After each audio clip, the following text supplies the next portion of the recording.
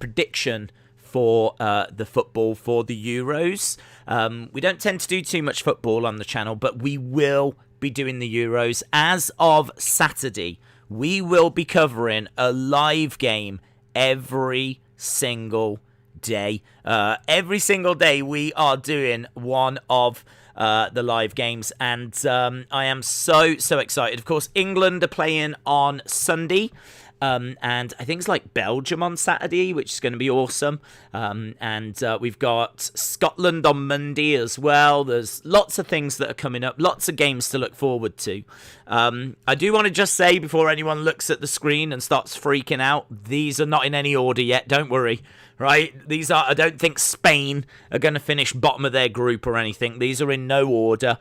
We still need to move these around. So what we're going to do on this is we're going to look at the tournament. We're going to look at how the tournament works. We're going to have a look and see who do we think is going to finish first, second, third, and fourth in the 6 groups. So there are 6 groups, and we're going to take a look at those 6 groups. We're going to have a look at the teams in them. We're going to talk about the teams in them. Maybe touch a little bit on their qualifying, talk about some of their strengths, talk about some of their weaknesses, dark horses to look out for, out-and-out favourites, people that are just going to go home straight away. If you've seen quite a few prediction videos on YouTube, then it's going to be similar. It's going to be along those lines. But, yeah, I think this is going to be a little bit different, because what we do have is we do have the community. We've got the people that join our live streams every single day in the chat that should be on screen. I can't see what you can see, but it should be on screen. And obviously they'll be putting in their thoughts as well. They'll be putting in their ideas of who they think is going to win and people to look out for and all of that kind of stuff. So with that being said, it makes sense to jump into it, because obviously we've got quite a bit to go through.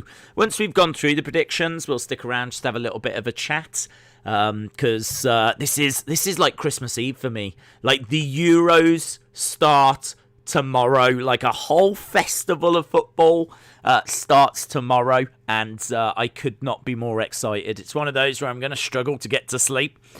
So excited. So yeah, let's start with Group A. I think that makes sense.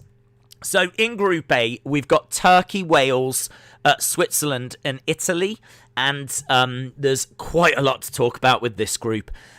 So all of these, I believe, outright qualified. I don't think any of these had to go through playoffs. I think all of them were able to just go straight through from their groups. Italy actually did it with 10 wins, no draws, no defeats. They scored something like 30-odd goals. They only conceded 4.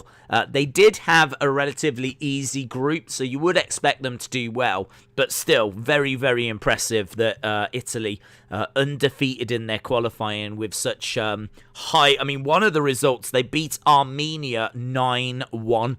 So they can score, right? They can score. They're renowned for having a pretty solid defence. So Italy are quite a few people's dark horses.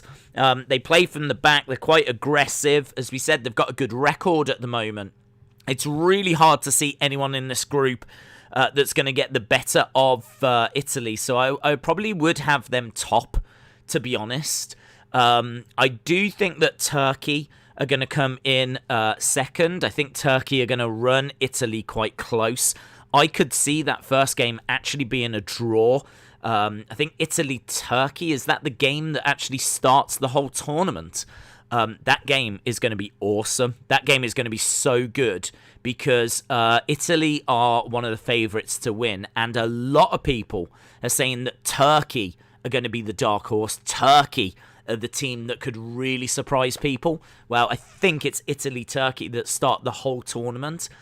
So that game tomorrow is going to be really, really interesting. That could already decide who finishes top and who finishes second in this group, because I do think those two sides are going to go through.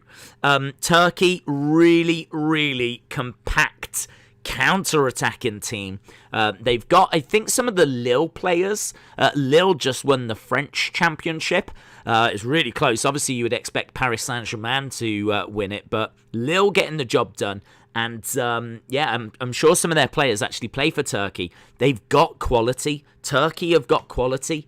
They're not a bad side at all. Like, they've got quality, and they are well-disciplined. So, I could see Wales, unfortunately, struggling in this group.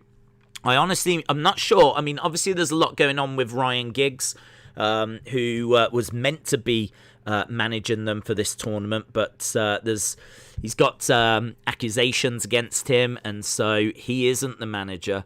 I don't know what kind of disruption that's going to be, because obviously they will have been building up to this tournament underneath him. He's not there now.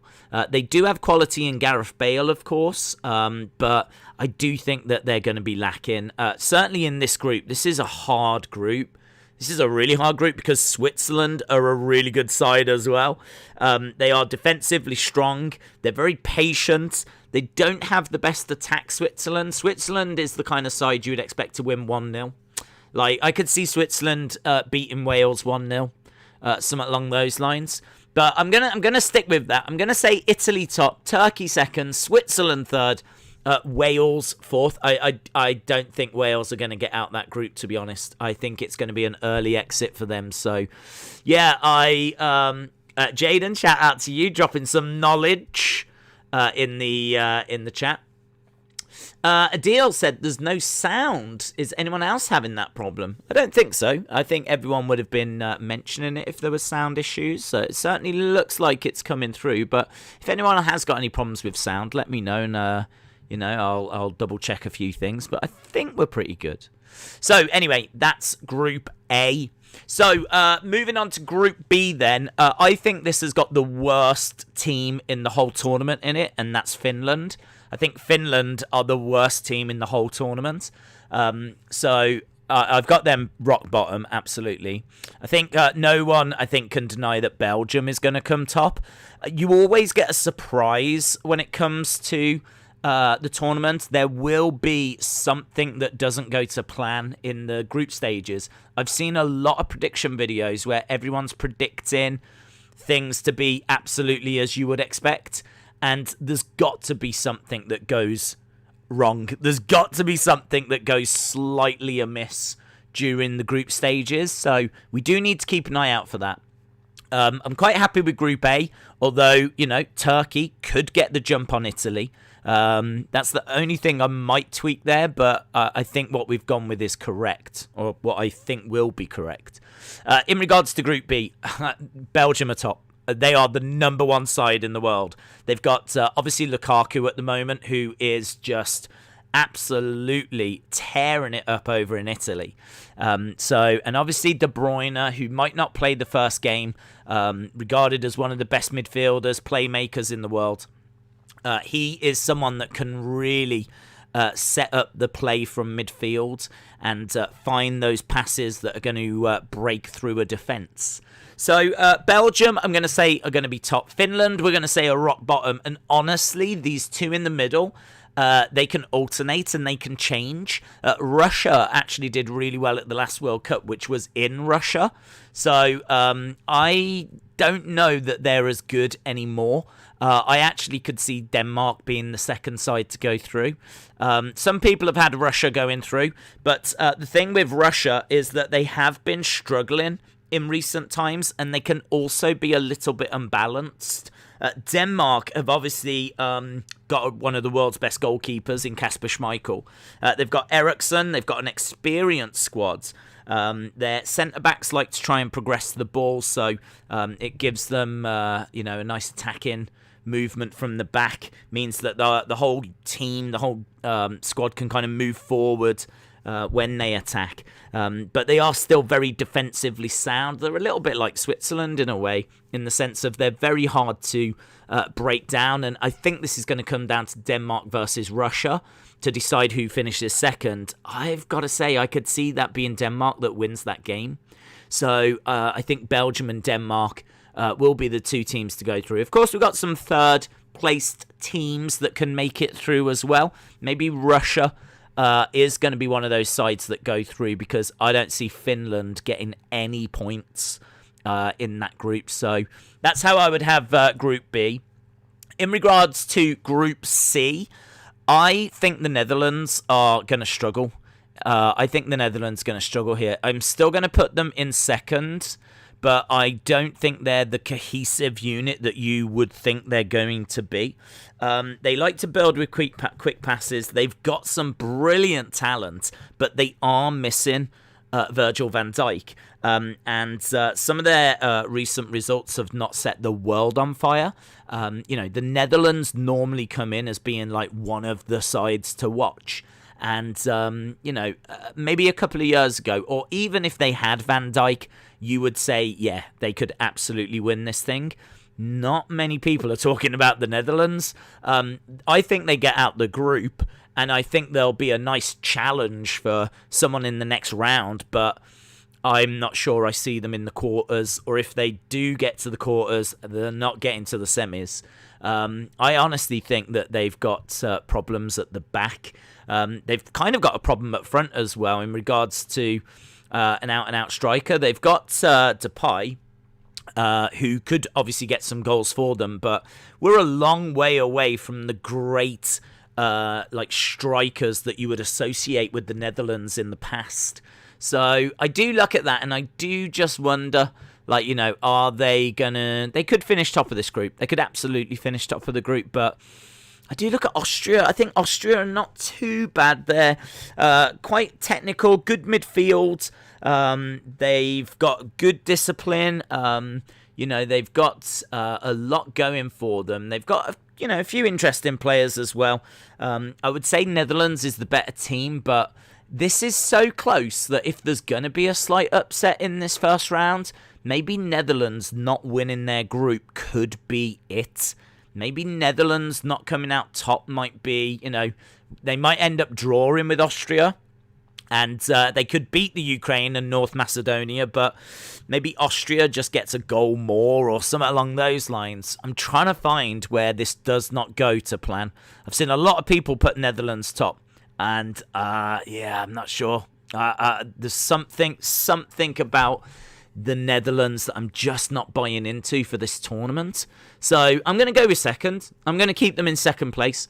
They could be first, but I'm gonna keep them in second. It's close. It kind of feels like Italy-Turkey. I feel like Italy-Turkey are close as well. Belgium absolutely win their group, but I feel like Netherlands-Austria are quite close. England beat them the other day 1-0 with a decent side.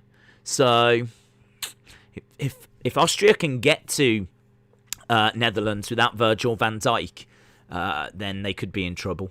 So North Macedonia, by the way, they're in their first tournament. I think they're going to give their all. Ukraine aren't really doing it for me. Ukraine, I think, have got good passing combinations. They struggle for goals. They can counter-attack in numbers, but they struggle for goals, and they haven't really got someone that can get them, back into a game, really. So I think North Macedonia stand a good chance in their first tournament of finishing third or something along those lines. I don't know that they're going to get enough points to go through. I would say this is one of the trickier groups to predict, because I sort of feel like North Macedonia could do a bit of an Iceland. Do you remember Iceland, wasn't it? At the last Euros, they knocked England out, and they gave a really good showing of themselves. If there's going to be an Iceland here, I think it's North Macedonia.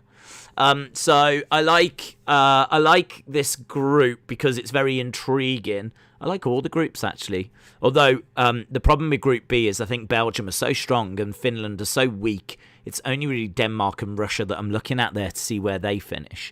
But I do think Group C has got a few different ways that could go. Because easily, like, the Ukraine could be right up there, or Austria could have a bit of a nightmare. I think a lot of people are expecting North Macedonia to finish fourth, but as I said, if there's going to be a team that do an Iceland, I think it's going to be North Macedonia. Shogun says, I think the Ukraine could win that group. Well, I mean, look, if there's one group that I think is really interesting in regards to where the teams finish, I think it's this one.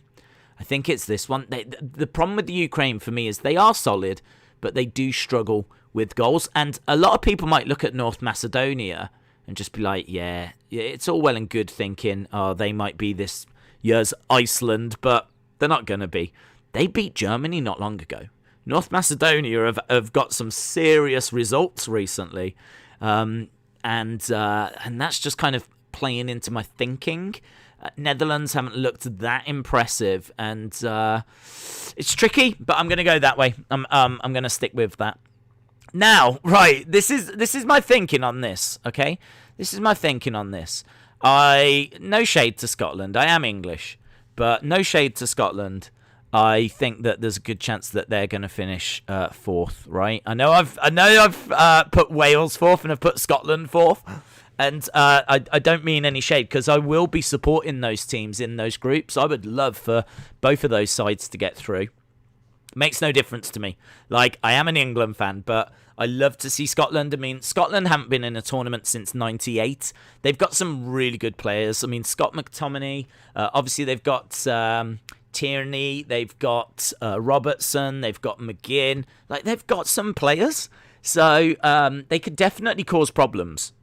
The problem with Scotland is that the rest of the team just isn't quite to scratch. Like, there's a few areas that, are quite weak. They're really strong on the left-hand side, but they're not that strong on the right. And you might look at, like, the centre-backs and just wonder, are they going to cope on, like, on the world stage? And I don't know. I do look at them and just, I don't see it. I don't see it. I want to see it. I want to see it because, as I said, I'd love for them to go through, but I'm not sure. Czech Republic, England played them twice. I think England even lost to Czech Republic in the qualifying. So don't think Czech Republic are going to be a pushover. England lost 2-1, I think it was, to them in qualifying. So Czech Republic are not a bad little side. They can be fairly well disciplined. In regards to how this group's going to go, I do wonder if England are going to finish first or second. The reason why I say that is because if they finish first, they're going to stay at Wembley. If they finish second, their next games won't be at Wembley. And wouldn't it just be the most English thing that you've ever seen or heard of if England don't get to play at Wembley in this tournament? Like, that would just be the most England. Like, if they finish first, all of England's games will be at Wembley. Home advantage, London, with a passionate crowd cheering them on. You've got to think that's going to make a difference. But there's every chance. There is every chance that they lose that first game to Croatia, or they draw the first game to Croatia, and then they don't do as well against the Czech Republic and Scotland as what Croatia do. And Croatia end up finishing first. I mean, Croatia did get to the World Cup final back in 2018. Now, they have aged and they're not as good now. And on paper, England should be able to get past Croatia. I don't know, man. Honestly, I'm looking at this and I'm thinking, wouldn't it just be the most English thing ever to give up home advantage? Like that just, I feel like it's written.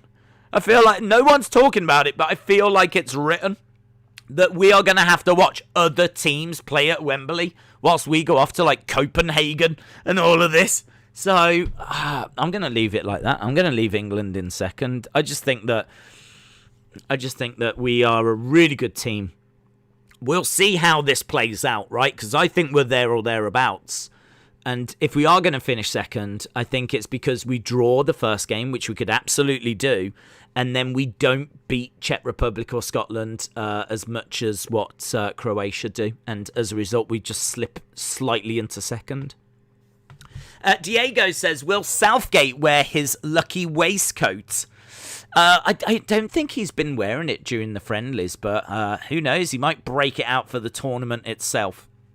Our manager, England's manager, Gareth Southgate, he was wearing a waistcoat during the World Cup, and it really did kind of take the nation by storm. I think like Marks and Spencers were like selling out of waistcoats, and everyone was walking around in waistcoats, like pretending to be Gareth Southgate. So it was just a little quirky thing that kind of brought the country together.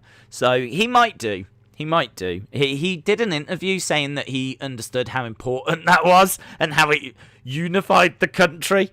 It's so weird. So weird. But who knows? Maybe this time he'll wear like a bow tie or something instead, and he'll have a whole new fashion trend kicking off. So, we're playing their group games at Wembley. We are. It's just we need to finish first to play the round of 16 and quarterfinals and semi-finals. Do you know, this is really interesting. A lot of people out there might look at this, if we do stick with this, and I'm feeling like I'm sticking with this, but if we do finish second, there's a lot of people out there that are going to be really happy because there's this idea that finishing second is actually better. I don't think it's better, right? I have looked at this tournament already, and I do not think this is better. If I'm correct, we could potentially have an easier next game, granted, in the last 16. But then I think it's like France followed by Belgium, right? So, all right, you get through the round of 16. Then you got to play France. Then you got to play Belgium. Like, you've got to play the world champions and then the number 1 ranked team in the world. It's not easier. And you're not got home advantage. Like, for me, we need to finish first.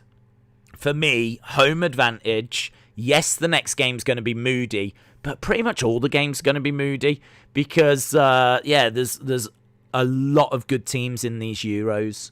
So, and don't forget, England, went up against Colombia, and that went to penalties.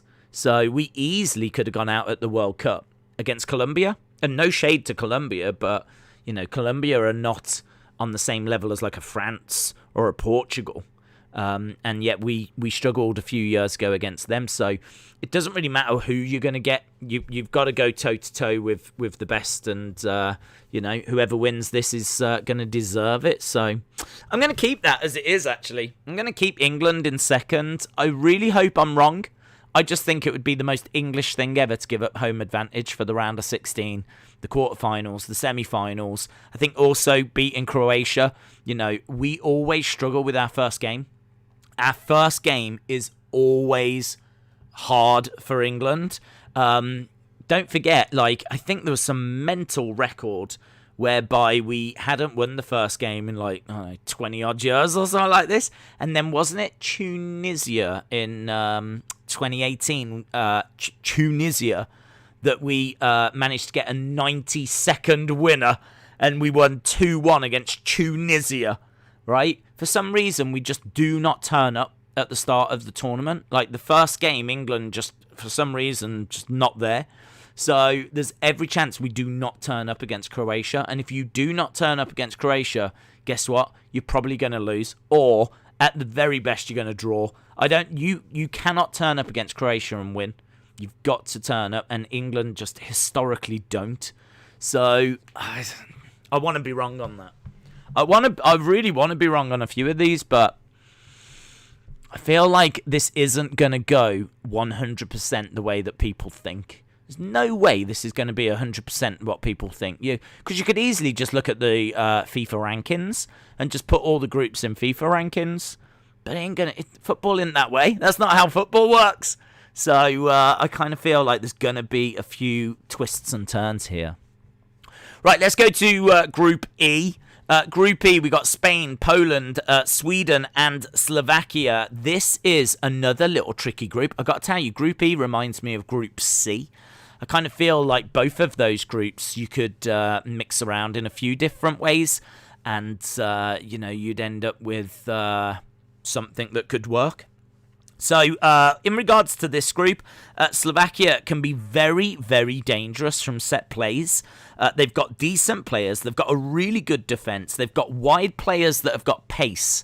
Like, don't sleep on Slovakia. I'm not saying they're going to win this tournament, but I am saying they can definitely get out of this group. Poland, obviously, have got Lewandowski. They've also got some really nice players are in kind of around the midfield. Defensively, few question marks, but Yeah, Poland aren't too bad. Spain, I think, have got the best team in this group, but Spain have really struggled to put it together. They are starting, though, to get a bit of momentum, and we are starting to see, a few good results coming out of them. Spain, I've actually got the little magazine here. I might be able to give you the stats about qualifying. So Poland, 8 wins, 1 draw, 1 defeat. Sweden struggled. Sweden, 6 wins, 3 draws, 1 defeat. That isn't brilliant for them. Spain, 8 wins, 2 defeats. Not the easiest of groups. They had Norway and Romania in their group as well. So I'm going to put Spain top. I think Spain top. I think something along... It depends how Lewandowski does, to be fair. If Lewandowski can get a few goals, then I think there's a good chance that Poland finish second.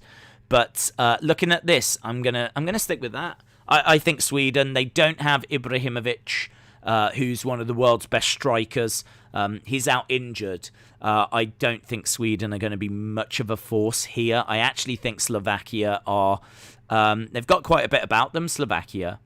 So I would say that I'm torn between Slovakia and Poland as to who is second and third. But I'll go with Slovakia. I've seen Poland play quite a bit, and when the pressure's on, they tend to crumble. Quite a few times Poland just don't quite get over the line. So if it's going to come down to Slovakia versus Poland, who finishes second, who finishes third, I think there's a good chance that Slovakia actually get the victory there. In regards to Group F then, right, so I am going to... Did you know, actually, in Group F, some of the games are being played in Hungary? So that puts a little spin on things. People look at... This is called the Group of Death. Germany, Hungary, Portugal, and France. So this is the Group of Death. Hungary actually play against Portugal at home and France at home. So they will have home advantage for 2 games. So how amazing is that? Germany, one of the greatest sides of all time. Portugal, current Euro champions. France, current world champions. And Hungary, who are massively outgunned, but will play 2 of their games at home in Hungary. So, because this whole tournament is being spaced out all across Europe, so there's games in Italy, there's games in Spain, there's games in England and Scotland and all over the place. So that kind of adds a little wrinkle. But the only thing I would say is, for me, it's either going to be Hungary, 3rd or 4th. And they are playing Germany in Munich. So Germany actually play... I tell you what, this group is so fascinating, because is it going to be France or is it going to be Portugal? For me, it's that. That's what you're deciding, isn't it? Which way do you go with that? I kind of feel like it should be France, but equally, that could be a draw. And then it comes down to the other results. I mean, that would not surprise me in the slightest. I think Portugal can win this whole tournament. So that is not a surprise. Equally, that is not a surprise. So for some reason, I'm feeling that. I think it might be Bruno Fernandes. Bruno Fernandes smashed in a couple of... Was it a couple of goals and a couple of assists the other day? Fernandes is flying right now. They've obviously got Ronaldo. I think there's every chance that... I honestly think what you're going to see in this tournament, and I don't know if other people have been talking about this, but I honestly think you're going to see some draws, quite a few draws. So you look at like France-Portugal, that could be a draw, easy. And then it comes down to the other results as to who finishes first, who finishes second. Same with Croatia and England. That could be a draw in that first game. Easy, 0-0, 1-1, easy. Easy draw. In fact, I'd say that's probably the most likely outcome, is a draw. So then it comes down to, how do England do against Czech Republic? How do England do against Scotland? Same with Croatia. How do they do against Czech Republic? How do they do against Scotland? The only thing I would say in regards to England is they've got a very good attack. Very, very good attack.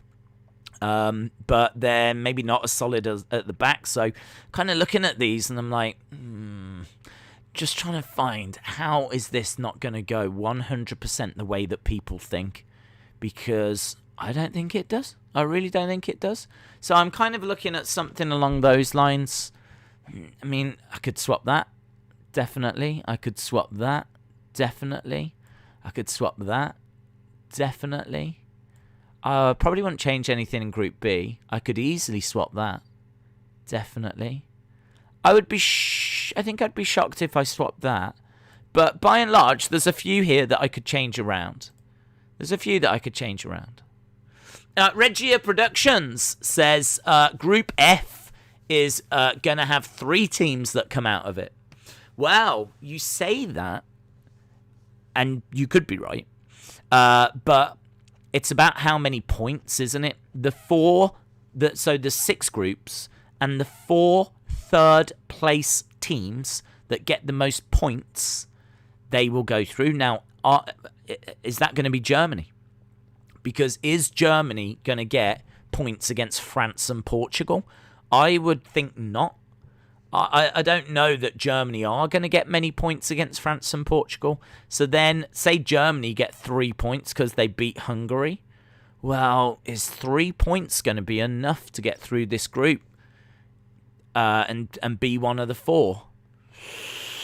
Tricky, innit? Tricky. Right, I'll tell you what. I'm going to stick with that. There's definitely things that I can change there. I mean, England could be first. I just think it's so English to not go to Wembley in the next round. I kind of like Portugal, France being that way round. Austria, Netherlands, it's going to be close. I'm kind of feeling like... Let's stick with it then. So this gives us our third placed teams. And, yeah, I mean... Is there any third-place teams that are just going to get, like, a point or something like this? I really think that Poland stand a good chance. I think Poland stands a chance going through. North Macedonia might struggle. They can upset teams. I mean, as you said, they beat Germany. Russia might struggle. Switzerland are all right. Difficult, innit? Let's come on. Let's say they are the Iceland, yeah? North Macedonia, Poland. There's only 2 teams going out, so even if Germany don't do amazingly well, it would be a big shock to see them go out. So, Czech Republic or Russia or Switzerland. Not Russia. Russia aren't going through. So Switzerland or the Czech Republic. I think Scotland are a good team. I think they could give Czech Republic a real run for the money. So can England. So can Croatia. I'm going to say that. There we go. So what does that mean? We've done the groups. We've picked the 4 third-place teams that are going to get the most points. So what does that mean for the knockout bit? How do I progress? Continue. That's how you do it. Boom. Right, so this is what the knockout round would look like. So we're going to take this one step at a time. Switzerland, Poland, Germany, Russia. Dave, Spain will win their group. The other 3 countries might struggle, says Dylan. What website is this? This is the Euro website. It's really good. Really, really good. If you go over to... If you just put in Euro Fantasy... I mean, you might not want to search for that because it might come back with some real wacky stuff thinking about it. But, yeah, if you put in, like, Euro... UEFA... It's at gaming.uefa.com. There we go. And this is called Tournament Predictor. So it automatically puts the teams into the knockout for you. Hey, look at this. I've only just noticed it means that in the next round, England gets Slovakia. That's all right, isn't it? I'll take that. Right, here we go then. So Belgium against Poland. Fun game, that, actually. Lukaku versus Lewandowski. I'm down for watching that. But no denying that Belgium are going to be too much for Poland there. Poland, I really like Poland. I think they have got some good players, and I think that they are they're doing all right. They're doing all right, Poland. They're a team that always, struggling to get out of a group. But I actually think this side's got a little bit more about it. Maybe largely thanks to Lewandowski, but they do have some other talented players in that side. But we won't spend too long on this. Belgium, number 1 team in the world. Many people's favourites to win this, and so they get through. Italy versus Netherlands. Now, I'm going to go, no surprise here. I mean, I think that Netherlands are not in great shape. I think Netherlands, whoever gets Netherlands is, I'm not going to say you're going to be happy, because there's definitely easier teams here to get. But I could see that being pretty straightforward for Italy. Italy are, again, many people's favourites. What a game that is in the quarterfinals. If we get Belgium versus Italy, that is disgustingly good. So that would be an amazing game, because Italy are bang on form at the moment, and Belgium they've got an aging back line. Belgium, their defence is not brilliant. I mean, their central defence in particular is quite old now. I think there's like 34 and 35, which, it's not the end of the world, but that is. I'm looking forward to predicting that. Right, we've got Portugal versus Switzerland. Easy. That's going to be Portugal all day long. I think that they are absolutely one of the favourites to win this. So I'll go with Portugal. England versus Slovakia. Bosh. That's England go through. Slovakia, good team, but I think England have got too much up front. It's crazy when you think about it, because we've got Mount, we've got Foden, we've got Sancho, we've got Sterling, we've got Rashford, we've got probably loads that I'm missing out as well, but obviously Harry Kane at the striking position as well. So our attack is amazing. Our midfield as well is really strong. I mean, Declan Rice, you ain't getting him for less than 80 million. Jude Bellingham, 17 years old, and just, and one of the engine rooms over at Dortmund at the age of 17. Birmingham City already retired his jersey, his shirt. I mean, it's crazy. So I kind of I like Phillips as well. I personally would have took Ward-Prowse, but as well. But I think middle of the pitch were all right, not bad at all. At the top, the attack were really good. A lot of people would say defence. I got to tell you, I think England's defence is all right. If Harry Maguire is fit, and by this point he should be, so if we've got Maguire and Stones has just had a really good season with Man City. I really rate Ben White. Ben White, I've been saying this for ages. Dortmund are sniffing around him. Liverpool are sniffing around him. United are sniffing around him. Apparently there's a 50 million price tag on Ben White. So he should have been in the team the first time. He only made the squad because Trent Alexander-Arnold is out.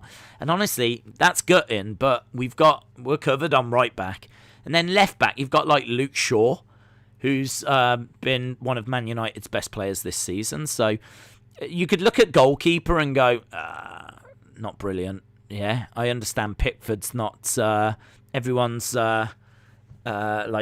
favourite, if you will, goalkeeper, but I don't think we're losing this tournament because of Pickford. Be really unlucky if we are. I mean, people will say he's got a mistake in him, but I think he can go 8-9 games without making a mistake. And I don't think, if we're not winning this thing, I don't think it's going to come down to Pickford. But who knows? Perhaps our defence will be just that little bit leaky. Perhaps one of the defenders will make a mistake. Maybe Pickford makes a mistake. Who knows? I mean, we've got such a young side. Could be Bellingham that just gives the ball away or something. That's the problem with England, really. They've got the quality. It's just they've got a mistake in them. Can they go the tournament without if they can go the tournament without making that mistake, I think there's a really good chance that England win this. But we'll worry about that when we get to it. Now, this is tricky, right? This is tricky. North Macedonia against Spain, it shouldn't be tricky, but it's a little bit tricky because I'm always looking for the things that don't go to plan. I'm always looking for who's winning this, and is it going to go the way that people think it's going to go? And I am looking at North Macedonia as being that Iceland kind of team that could get a big scalp. I don't know if I can put them over Spain, though. I think this might be the end of the road for North Macedonia. North Macedonia, let me have a look at my notes. So they like to transition quickly. They beat Germany. They press well. They like to force the opposition wide. Spain, maybe not the team that everyone remembers now. I can't do it. I've got to go Spain, unfortunately. I think if that had been like an Austria, a Slovakia, a Switzerland, a Poland, I would have been really tempted to have gone North Macedonia. But because they are going to be well up for this. I mean, this is their first tournament, right? They are well up for this. In many ways, they're my second team that I'm going to be supporting is North Macedonia. I'm going to be cheering them on. I love the kit as well. Have you seen the North Macedonian kit? It's like orange, and then it's got like the yellow sun kind of shooting off from where the badge is. I think it looks class. I love the North Macedonia kit. Might be my favourite kit, actually, at the championships. So, I think secretly I'm, like, North Macedonian. That's the vibe I'm getting. So, yeah, I'll put Spain through. Right, France versus Croatia. Good side, Croatia. We've already spoke about this, but I think that they're going to struggle in that game. France with Mbappe up front. And many people's player of the tournament, or what they're expecting to be player of the tournament in Conte. Conte of Chelsea. He is someone that can defend. He can transition that into attack. He's got great passing. He's got great tackling. But his biggest strength is he just runs and runs and runs and he does like 20 marathons during one game. He just does not stop running. His conditioning and cardio is just, it's going to be the best in the tournament. It's probably the best in all of football. So, and he is someone that is, as you said, excellent in the tackle, brilliant pass on him, can really, change, transition from defense into attack and really drive the ball forward. He brings so much to that France team that I've seen a lot of people predicting that he will be the player of the tournament. So they've got one of the world's greatest strikers. Well, actually, they've got a few. They've got Griezmann, they've got Benzema, they've got Mbappe. So they've got one of the world's greatest attacks. They've got, Pogba in the midfield as well, along with Kante. It's just when you sit and actually talk about the France side, it's just disgusting, isn't it? How good they are. So we'll put them through. I gotta say, I really like these matches. I mean, Germany versus Austria. What a game. What a game that would be. Hard as well, That's a tricky little one. They've got good technical midfielders, Austria. They're very versatile. They've got some decent talent. They like to press. They have had a few mixed results, but then so have Germany. Germany in tournaments. Yeah, Germany in tournaments. Hey, where's this one being played? This is being played in Budapest. So no one's getting an advantage there. And I think England's would be Copenhagen. Yeah, Copenhagen. So what would the game be? Would that one be at Wembley? Yeah. There, Wembley. So it would be, if this goes the way that I've predicted, Croatia, France will be at Wembley. Right, okay, Germany go through, and then we've got Turkey, Denmark. Turkey go through. I really like Turkey. So, quarterfinals. We're down to the final 8 teams. The final 8 teams has been predicted. And, yeah, here we go. We've got... All right, let's bring this back up. So, we've got Italy and Belgium. So, this is really, really tricky. Really tricky. This has got, like, penalties written on it. Italy are so hard to break down. I think they're on a great run. I think they've got some incredible talent. I don't know which way this goes. I honestly think this is difficult. I think this is really difficult. This could be Italy, you know. This could be Italy. This could really be Italy. Italy getting at that Belgium defence. You see, Lukaku trying to score past Italy is going to be difficult. Italy have got a fantastic defence. They're just solid all round. And they're on such a good run. Of Italy, yeah. I think Italy. I saw someone in the chat say the same. Sandro, I agree. Retribution thinks Belgium, though. Yeah, it's so hard. Hey, do you know what? I'm going to say penalties. I'm going to say it's a draw. That's got draw written all over it for me. I'm looking at that going, I can't quite decide. I think that's got penalties written all over it. I think it goes penalties, and I'm going to say Italy edge it.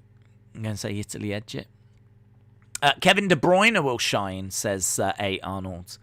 Yeah, Kevin De Bruyne is obviously the difference maker. Don't quite know how he's going to perform, though, because obviously he's had the injury. Didn't his, like, orbital socket and all of that, like, get, like, really damaged? He had to have, like, a small surgery on it. He is not coming into this 100%. Now, granted, by the time we get to this game, so this game here is going to be on 2nd of July. So we're still a good couple of weeks away. So by the time we get to this game, is De Bruyne going to be 100%? Who knows?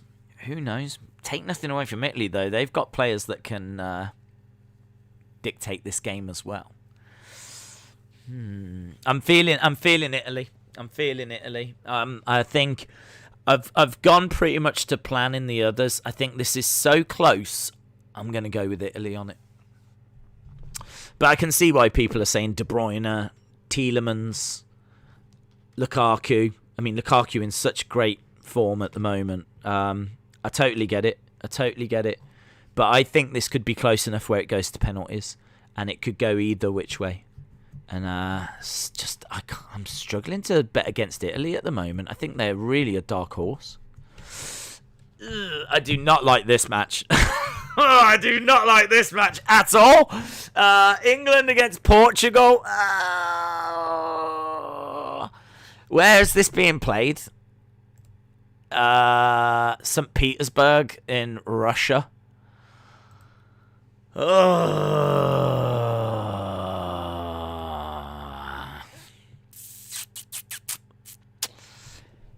This could be end of the road for England here.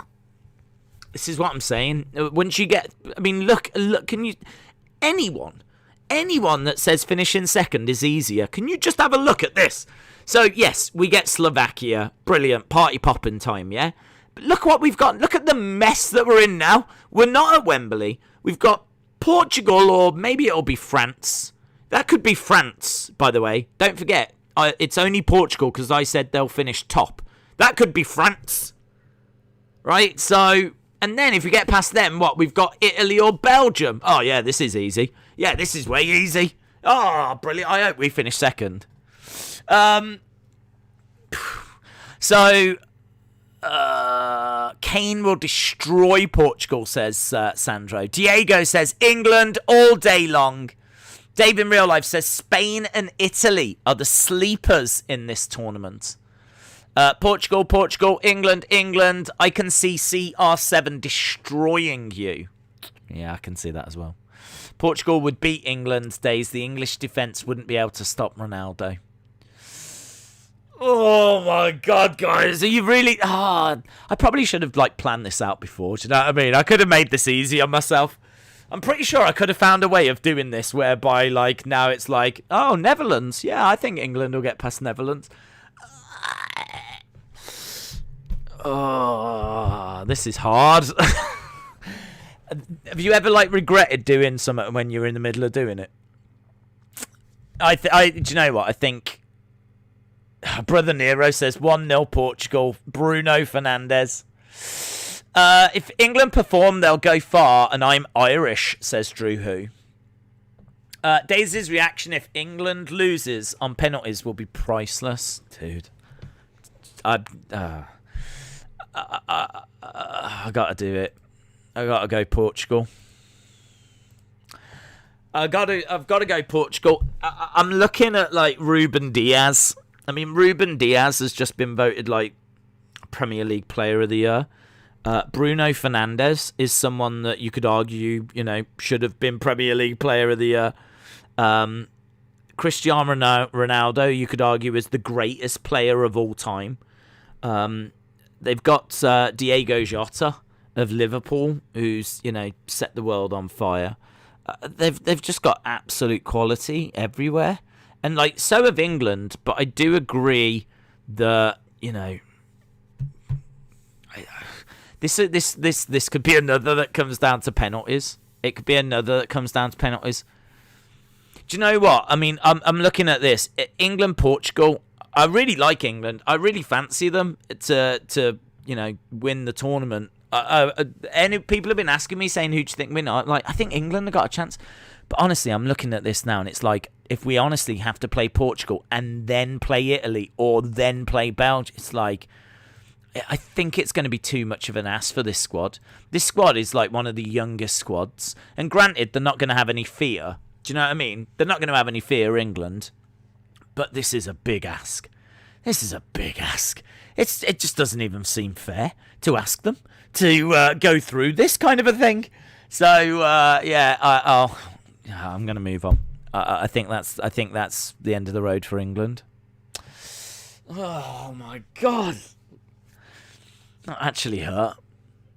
It still hurts.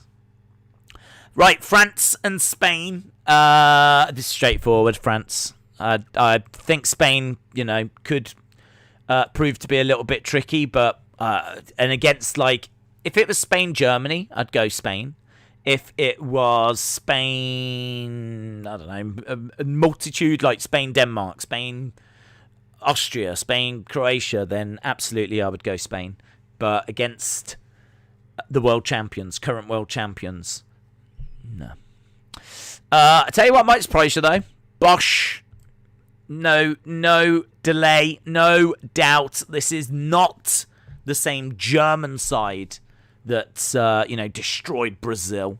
Germany always turn up at tournaments. This is a very good Turkey team. And I really do expect them to achieve a few things. So I think Turkey getting past Germany might be Germany are out. It might just help England fans in a way. Do you know what I mean? England go out. Well, at least Germany went out as well. At least we got that. Whew. Right, so that would mean that we've got Italy, Portugal, and we've got France, Turkey. So that's where we are. I know a lot of people would say, no, it'd be Belgium. So, well, I mean, look, even if it was Belgium that's going through, it'd be Belgium versus Portugal. I mean, what brilliant tournament this is.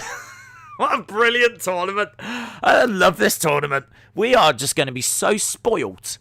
And at this stage, it's worth me just saying that we are doing every England game. We are doing, I think we're doing all the quarters, the semis, the final. We're covering it, as much of it as we can.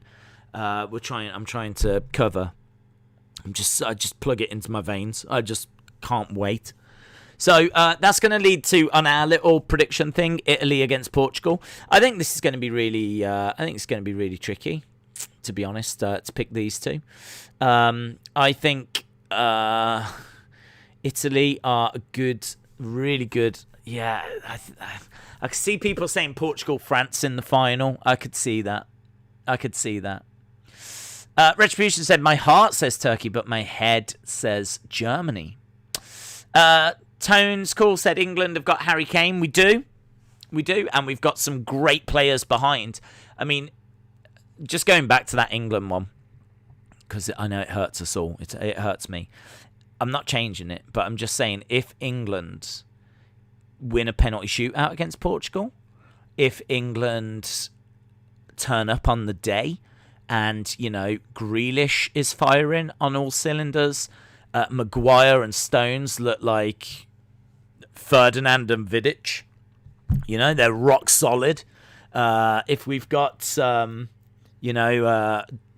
Rice working his magic in the midfield, Sancho's popping up front, you've got Kane. Do you know what I mean? If we're in a groove and we've got some momentum, we're buzzing after, 5-0 over Slovakia, and then we go into the Portugal game and we've just got some momentum. England could win that. They could win that. But I have to look at what's more likely. I think it's more likely that Portugal with Ruben Diaz, Fernandes, Cristiano Ronaldo. You know what I mean? In all fairness, you go, Ruben Diaz, one of the best defenders in the world. You go, wow, what a defender. And then you go, Bruno Fernandes, one of the best. You go, wow, what a player. Who they got up front? Oh, Cristiano Ronaldo. Oh, right. Okay, so they're winning it then, yeah? I think Portugal. I'm sticking with it. So, Italy. Right, I think France get past Turkey. I think Turkey, that's probably the end of the road for Turkey. And then Italy, Portugal. Honestly, I could see that going either way. I could really see that going either way, but I'll stick with Portugal. I'll go with the final that people think is probably the most likely. I think what we've done a really good job of here is we've done a good job of putting in a few little surprises.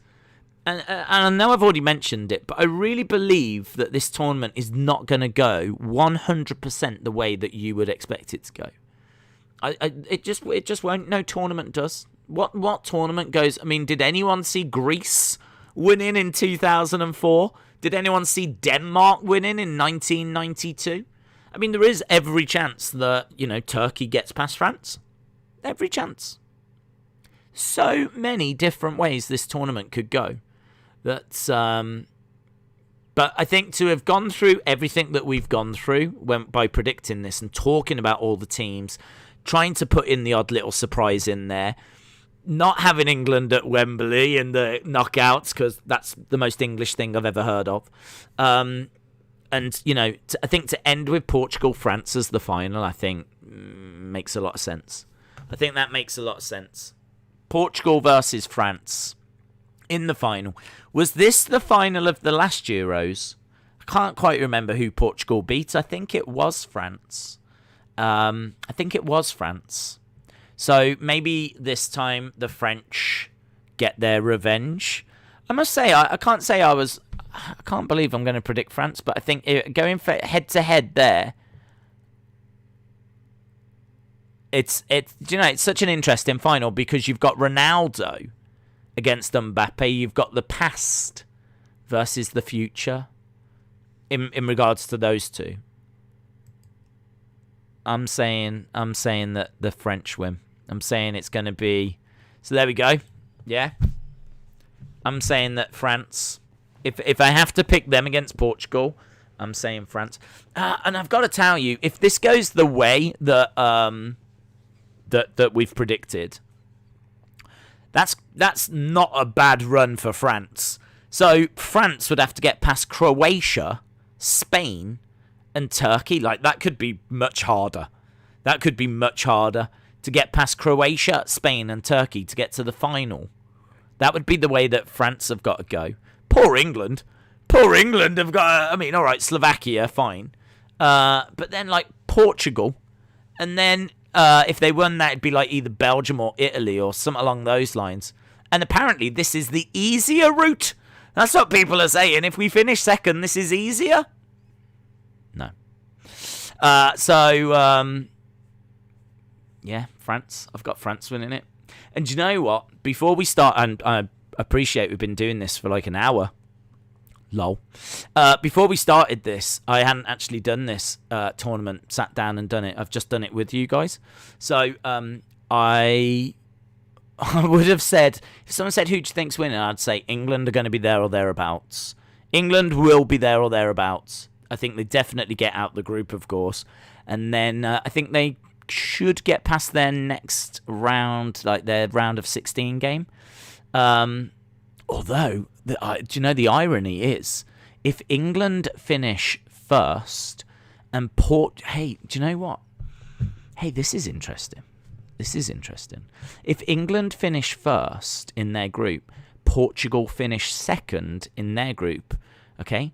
That means that it will be England-Portugal in this round of 16. And it'll be at Wembley. Now, England against Portugal at Wembley, I might lean to England. I've said there that it's close. And if England are on their day, England could definitely get through. If you put Wembley into the mix, I think that's the difference maker. I think Wembley gets England through. So, for me, England-Portugal could go either way. And if we finish first and Portugal finish second, then I think there's a good chance we get past. Can we go back? Is there a way I can go back? Can I go back? Let's go back. Right, let's change. We've done it, right? We've done our prediction. I'm quite happy with it. But let's just change those two, okay?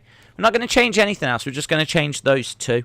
So we're going to say that England finished top and France finished top, okay? France, I think a lot of people would expect them to top this group. It could be Portugal, but I think some would expect France. We've just said they're winning. So I don't think it's out of the realms of possibility to say who we think's going to win or who I've just said's going to win, finish top of their group. And England, England should finish top of this group, but as we said, you know. So let's continue and we'll see what that's done. Oh, no. So here it is, look. Wembley Stadium, London, England versus Portugal. So all of a sudden now, England-Portugal is the next game. That is I totally understand. That is a horrible, horrible next round game. But look at the other teams that we've got. Denmark, Turkey, Germany, Austria, North Macedonia, Spain. Like, I kind of fancy England against all of them. England, Spain, England. Certainly at Wembley. England, North Macedonia. I know they're my Iceland, but I will still put England over them. So let's say Spain. Let's say England. Let's say Germany. Let's say Turkey. Now you've got England, Spain in the next round. And don't forget, again. Oh, is this one not? I thought this one was at Wembley. So this one is in Rome. Hang on, where's this one then? That's at Baku. What's up here? You're at St. Petersburg. And none of these at Wembley. Is this round not at Wembley? Oh, I didn't know that. So none of the quarterfinals are at Wembley? Oh, interesting. Okay, well, we've got to go to Rome. When in Rome. You got to go to Rome to potentially beat Spain. So, that's hard, isn't it? Now we haven't even got home advantage. Oh, flip. Do we go out to Spain now? So we got Turkey, and let's say we do it. Let's say we go to Rome, we have a lovely time, and we win. We got Croatia, we got France, we got Italy, we got Belgium. I've gone with Italy, we'll stick with it. I've gone with France. Potentially... Man, that is moody though, isn't it? That is moody. Portugal, and then you got to beat Spain. The only thing is, look, Wembley Stadium. We could, if we get past Portugal at Wembley and we get past Spain at in Rome, it's England, Turkey. Now Turkey are a good team, but that's at Wembley.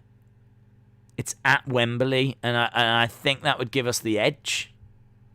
And then you've got Italy, France. And then we still end up with the same result. Either which way, we're going to end up with the same result. The final at Wembley Stadium. But we still, it doesn't matter which way we go, we still end up with the same result all the same. Austin said Days just wants England to win. Well, yeah, look, Still not gone. It's still not gone to plan. Tones Cool says Spain is beatable. Yeah, I feel they are. I feel that if you get at them, and with the team that England have got, I don't think it's out of the realms of possibility.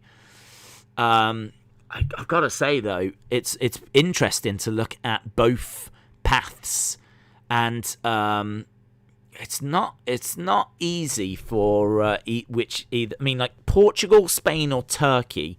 Portugal, Spain, Turkey, France. If we finish top, if we finish second, Slovakia,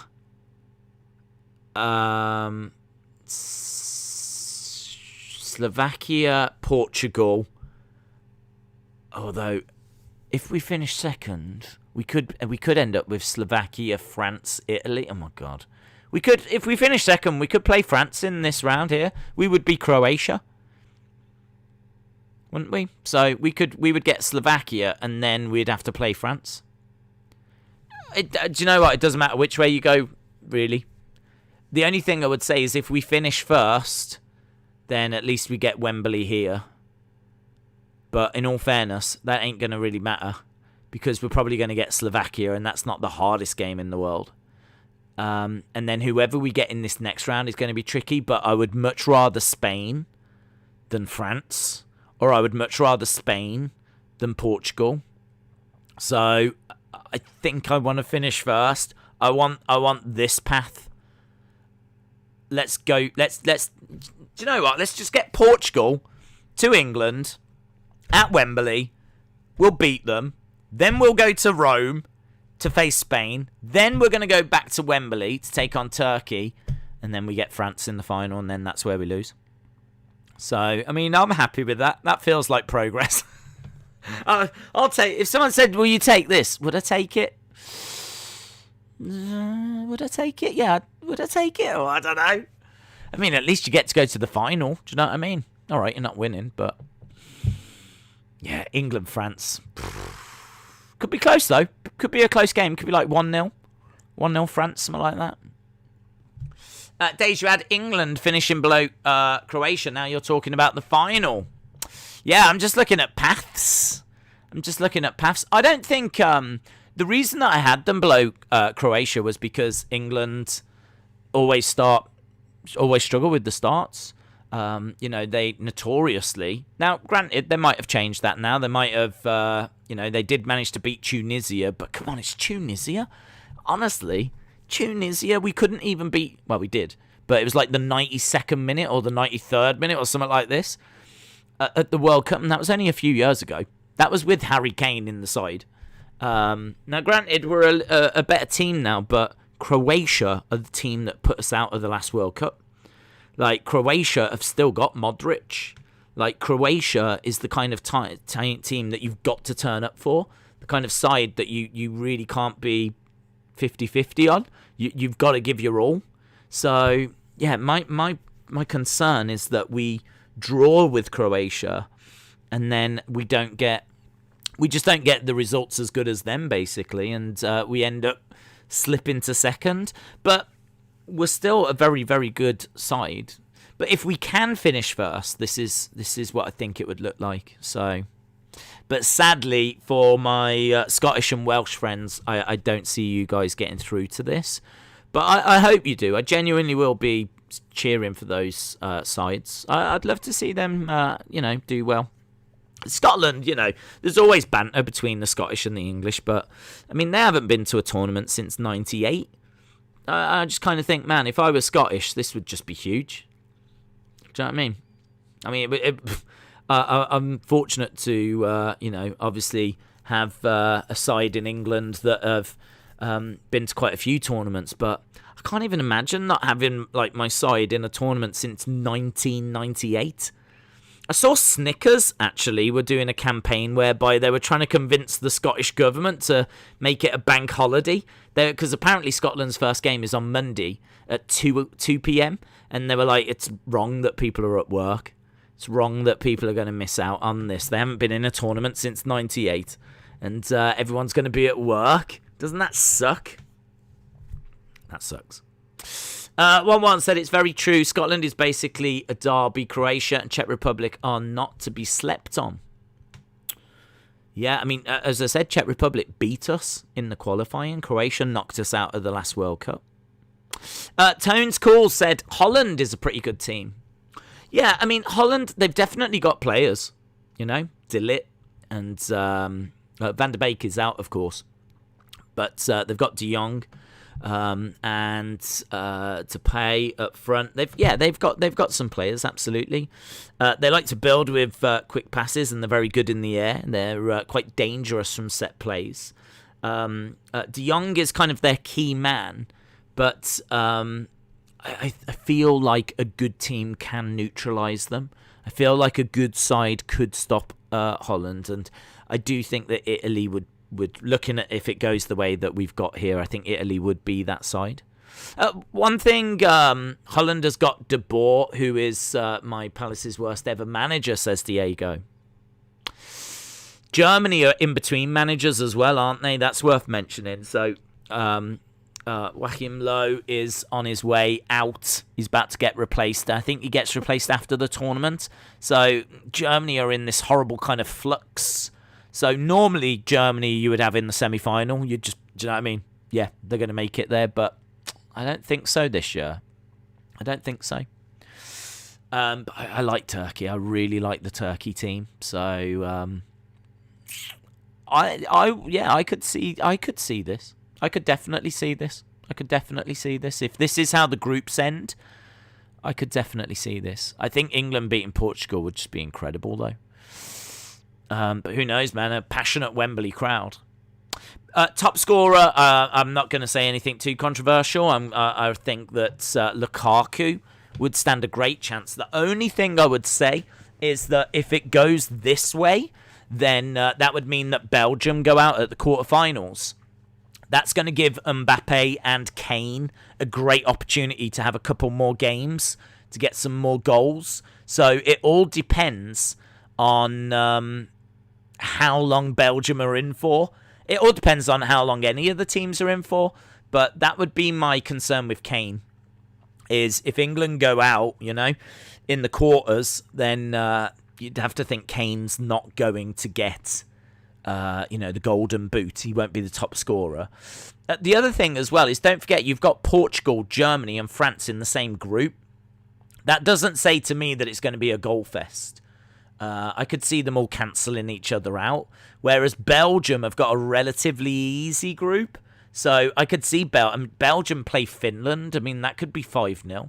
So I do think Lukaku stands a great chance of being the Golden Boot winner. But be interesting to see how far Belgium go in this knockout. But yeah, that's where I think it might hold back Mbappe and, Ronaldo and, some of the other Portuguese, like Fernandes, players and French players and German players. Breakout star. A lot of people are saying Phil Foden for England and Jack Grealish for England, which I think are, perfectly fine shouts. I think that there's a few options from other countries, but it does seem to be a lot of people saying the young English players. I think the reason being is because England have got one of the youngest squads. So, I've seen people even saying Jude Bellingham. Jude Bellingham could be like the breakout star. 17 years old. This could be him like announcing himself to the world. Maybe. I think that's a really tricky one, to be honest, in regards to breakout star. Because I'll be quite honest, I don't know a lot of the young talent that's kind of coming through in some of these countries. Is it Chiesa for Italy, who's like 23? Could definitely be in the hunt. So, and obviously Netherlands have got some young talent. The likes of De Ligt, who I think still only, 21, 22, something along those lines. So, yeah, I have to keep an eye. Jota as well. Isn't Jota like still really young at Portugal? I can't see anyone breaking through Germany. Kante is on fire. Felix of Portugal. Yeah, that's a good shout. Felix Portugal. Yeah, that's a really good shout. And player of the tournament, well, could be De Bruyne, could be Kante, could be Mason Mount. I mean, you've got to think that Southgate's going to play Mount a lot. He loves Mason Mount, and a lot of play goes through Mason Mount. We didn't see that during the warm-up games so much because I don't think Mount played in those games. I can't remember Mount. I don't think Mount played in those. At least I can't remember if he played in those. He certainly didn't play in the first one. But yeah, a lot of play goes through, but it's hard to know like England's front line because it's got like Grealish, Foden, Sancho, all that kind of stuff. It's hard to see if any of them can really stamp their authority on the tournament because I think they're going to be changed so much. I can't see Southgate just sticking with the same three, to be honest. I think he's going to mix them up to keep them fresh. And I think he can because he's got, you've got Rashford, Sterling, Foden, Mount, Grealish. Like, you just got so much that you can mix around in that front line that I think I could see Southgate doing that. So, but as a result, it means that players are going to be a little bit more limited for game time. So I think, yeah, I saw someone in the chat saying Kante for France, and we mentioned him earlier. I think he could be the player of the tournament. Feels weird to not say Cristiano Ronaldo, but I do wonder if age is just sneaking up a little bit now, you know. I'm not sure he's at his absolute peak anymore. What if England finished third? That's a good question. Well, first of all, questions would be asked. If England finished third, sorry, Scotland, I think we're going to be quite happy with all of this, aren't we? I think the rest of it looks all right if we just keep it as it was. I don't think they would go out. If they're going to finish third, they're only just going to finish third. Maybe my North Macedonia have to miss out. Or maybe Poland. No, in Poland. They're always the bridesmaids, Poland, never the bride. So let's go with that, shall we? And we'll see what that pans out as. So, oh, hello. Have things changed now drastically? Ooh, okay, right. Well, Belgium over Germany, Italy over there, France over Switzerland. Ooh, Slovakia over Czech Republic, Spain, Portugal. What a game that is. England, Austria. Where's that at? Budapest. So England and Turkey. So we would have Austria and then Turkey. Not easy. And we would play this game in Baku. God, we're Budapest and Baku. Going all over Europe we are. So Portugal would get through that. England would get through that maybe, hopefully. That would be tough. Make no mistake about it. Us against Turkey and Baku would be tricky. This is always up for debate, isn't it? I know this is always up for debate, but I'm going to stick by that. That's what. If we finish third, hey, do you know what? Maybe we should do that. Maybe we should do that. Perhaps you've cracked it. Oh my God, you've cracked the code. The code is people are like, no, we want to finish second. We want to finish third. That's what we want to do. We want to finish third. If we finish third, we get Austria. I'll take that. Turkey. Well, I'll take that over Portugal. Then we get Portugal. But we get them at Wembley. And as I said, I think that's a close game. So let's say, yeah, okay, Wembley. Momentum. Semi-final. It's coming home. Yeah. We get past them there. Get to the final. France win. So, whichever way you look at it, we're losing the final to France, right? So, yeah, I'm not sure it matters which way we want to go, to be honest. But that was a good shout about third. Now, is there a way that we can try and orchestrate that? Is there a way that we can try and get it so that we do finish third? Because I'll definitely take Austria, Turkey, Portugal at Wembley. Like, of the two paths that we've already seen, that this looks slightly easier than the other ones. How does this make any sense? How does this make any sense? If you finish first or second, the path is quite rocky. If you finish third, the path is potentially a little bit easier. So, that's interesting. Lauren said, I thoughts on Ben White replacing Trent Alexander-Arnold. I think Ben White should have been in the team anyway. I think that I'm not sure I would have took Godfrey, to be honest. I think I would have, but granted, I was thinking about this. I think rather than Godfrey, I think I would have had Wan-Bissaka. I really like Wan-Bissaka. And when we go up against the team like Portugal, I would want Wan-Bissaka in that back line. So I'm gutted that Wan-Bissaka didn't make the team. So I really like Ben White. I really like him. I think that he is someone that could open some eyes. Wasn't it against Austria that he cleared the ball off the line in that first friendly? He got brought on and he cleared the ball off the line. He's got such good awareness and reading of the game. And he's quite commanding. I think he's a very, very good centre-back. And as I said, he was on loan at Leeds and they wanted to keep him permanently. They were that impressed. Brighton didn't want to sell him. Brighton knew what they had, so they kept him for last season. He had a great season, and now Dortmund, United, Liverpool, they're all sniffing around. So Ben White is one of those names that I think a lot of England fans that maybe, only watch England probably be like, never heard of this guy. But I think that he is someone that, people will sit up and take notice of. I think he's going to have a bright future. And, I don't think he'll go to United because I think United want Varane or they want, a big name that's established. And Ben White's not really established. He's shown that he can do it in the Premier League. But, listen, if he has a big tournament, if Maguire isn't quite ready and for some reason Ben White gets the nod and he does really well, then he surely goes to a big team this summer and gets transferred to a big team from Brighton. So I really like him. He doesn't play the same role as Trent Alexander-Arnold, so it's a little strange. But I suppose Southgate, lost the defender and so wanted to get another defender in. And Ben White was, the right way forward, or what he felt was the right way forward. But yeah, I would have liked Wan-Bissaka in the side personally. But look, we've got some great players.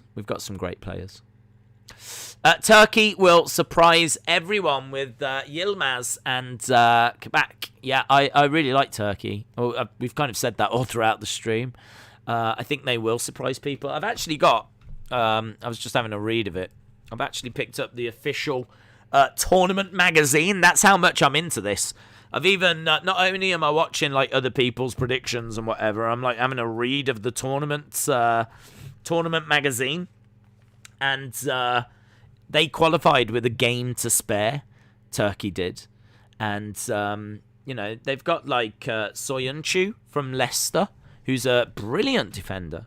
Really, really solid defender. And as we said, they've got a couple of Lille players. They're a decent team. Their qualifying was they won 7, they drew 2, they lost 1. So they did lose one of their games. They didn't have, their group wasn't the easiest. They did have France in their group. And it wasn't France that they lost against. They beat France. Hey, this is worth mentioning actually, thinking about it. Turkey beat France in the qualifying to qualify. They beat them 2-0. And they drew the second game. So they didn't lose to France in qualifying. I think they actually lost to Iceland. Blooming Iceland, eh? What are they like?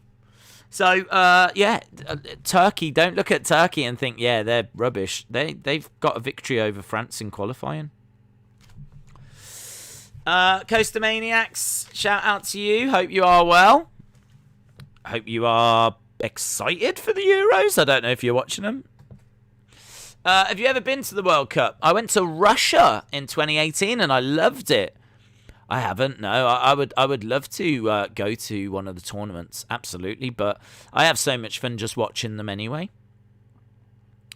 So, does anyone remember collecting the stickers from the '86 World Cup magazine? That was a bit before my time, so I didn't get those. The first tournament I remember is 1990. That's the first tournament that I really paid attention to.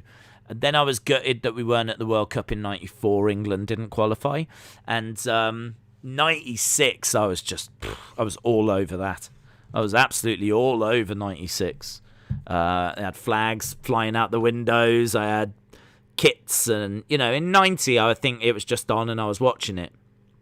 And supporting England, whatever. But 96 was like the first tournament that I could really get involved with, and it was in England as well, which obviously made a big difference. Kenny said, will you do Italy-Turkey live tomorrow? I'm not. No, that's one game I'm not doing. A good friend of the channel, Dave, in real life, is covering it. So I would urge that you jump over to his channel, because he's going to be covering it over there. We are going to be doing... I did have them written down, actually. I had a bit of a schedule written down, because we are doing a game every day. Where is... I don't know where my notepad's gone now. So we are doing a game each day. I don't know if I've got that information to hand, but I did actually jot down a schedule, because the schedule is insane. I've got the schedule here, actually. This is like my stream. Can I just show you my streaming schedule? Look at this. That is my streaming schedule. And look at this bit here. This is the next week or so. That is horrific. That is absolutely horrific. So we've got Belgium, Russia. It's going to be our first game on Saturday. On Sunday, I'm looking to do England, Croatia, and Netherlands versus the Ukraine. I really want to do some of these other games as well, because some fantastic players on display. And it's such a celebration of sport and a festival of football, and you just want to wrap yourself in it. Oh, I do anyway. I want to watch some of these players. I want to see how did the teams play. You never know who's going to face who in the knockouts, so you want to get a good idea. And I want to cover like quarterfinals, semi-finals. We need to watch these teams, and we need to see how they're playing, get a good idea of how they set up, how they play, what players to look out for, any little surprises. So I'm trying to cover as much as I can. So we've got Belgium, Russia on Saturday. We've got England, Croatia, and Netherlands, Ukraine. Monday, Scotland versus Czech Republic, and Spain versus Sweden. I'm trying to do 2 games and Raw on night time as well. France, Germany. France versus Germany on Tuesday. Next Tuesday. Turkey versus Wales on Wednesday. Denmark versus Belgium on Thursday. England, Scotland on Friday. Portugal versus Germany on the Saturday. Italy versus Wales on the Sunday. Belgium versus Finland. That should be a goal fest. That is the team I expect to finish first in the group versus the team I think will finish bottom. So Belgium, Finland. Then we got England, Czech Republic. And then the final group game that we're going to watch is Portugal versus France. I mean, talk about spoiled. And then a couple of days where there is no games. And then we start the last 16. So, yep. Austin, shout out to you. At what time is England? England play at, I think it's 2 o'clock on Sunday. So we're going to start our coverage from 12, 2 hours before. We're 5 hours ahead. So Eastern time would be 9 a.m. 9 a.m. for the England game on Sunday. WWE Freak Official, shout out to you. I love these tournaments. I try to watch every game unless they run at the same time. Yeah. My slight problem is that every week we do like pro wrestling streams. I mean, we are technically a wrestling channel, and we do UFC at the weekend as well. So not only am I trying to do games in the day, but I have to be up at night to do the wrestling at night. I am a bit worried that I'm going to not oversleep. I mean, I will make sure that doesn't happen. I'll set 3 alarms. But I might just be like death warmed up at times. I really might be like death warmed up, because it could be I think we've got like UFC 263 on Saturday, and that's going to go to like 4 in the morning or something like this, 5 in the morning, 6 in the morning, and then 6 hours after that, we've got to start the England-Croatia stream. So, do you know what I mean? It's like I'm going to literally have to stop the stream, like go to sleep immediately, wake up immediately, and just go. But it's not going to work that way. I'm going to have to set the stream up and all this kind of stuff. So, probably means I'm looking at around about 4 hours that night sleep. So, and then I'm doing England, Croatia, and then later that day, Netherlands, Ukraine. So, I am a little bit concerned that it might not work out the way I'm hoping, but no, it will. It will. We'll find a way. And if I'm falling asleep during the streams, I'm sure you guys will understand. I think that's about it. We've done that's brutal. Wow. Do you prefer watching WrestleMania or the World Cup? We had this conversation, you know. And I said that if England weren't in, then I'd probably choose WrestleMania. I mean, obviously, it depends on the game. But if England aren't in, then obviously it does take... If they've already been knocked out, then it does take something away. I'm sure, you know, people would agree if your country is no longer in. That's part of the appeal, isn't it? I mean, like, USA 94, it's kind of like the lost World Cup for me. Like, I understand it was cool, and it was America, and it was a big spectacle, but it was just sort of on in the background. I wasn't really watching it. It was just there because we weren't there. So I think if you're not involved, then it always just doesn't feel as big. So I'd pick WrestleMania over that. But if England was still in, World Cup, absolutely, World Cup. In your house on Sunday as well. Yes. You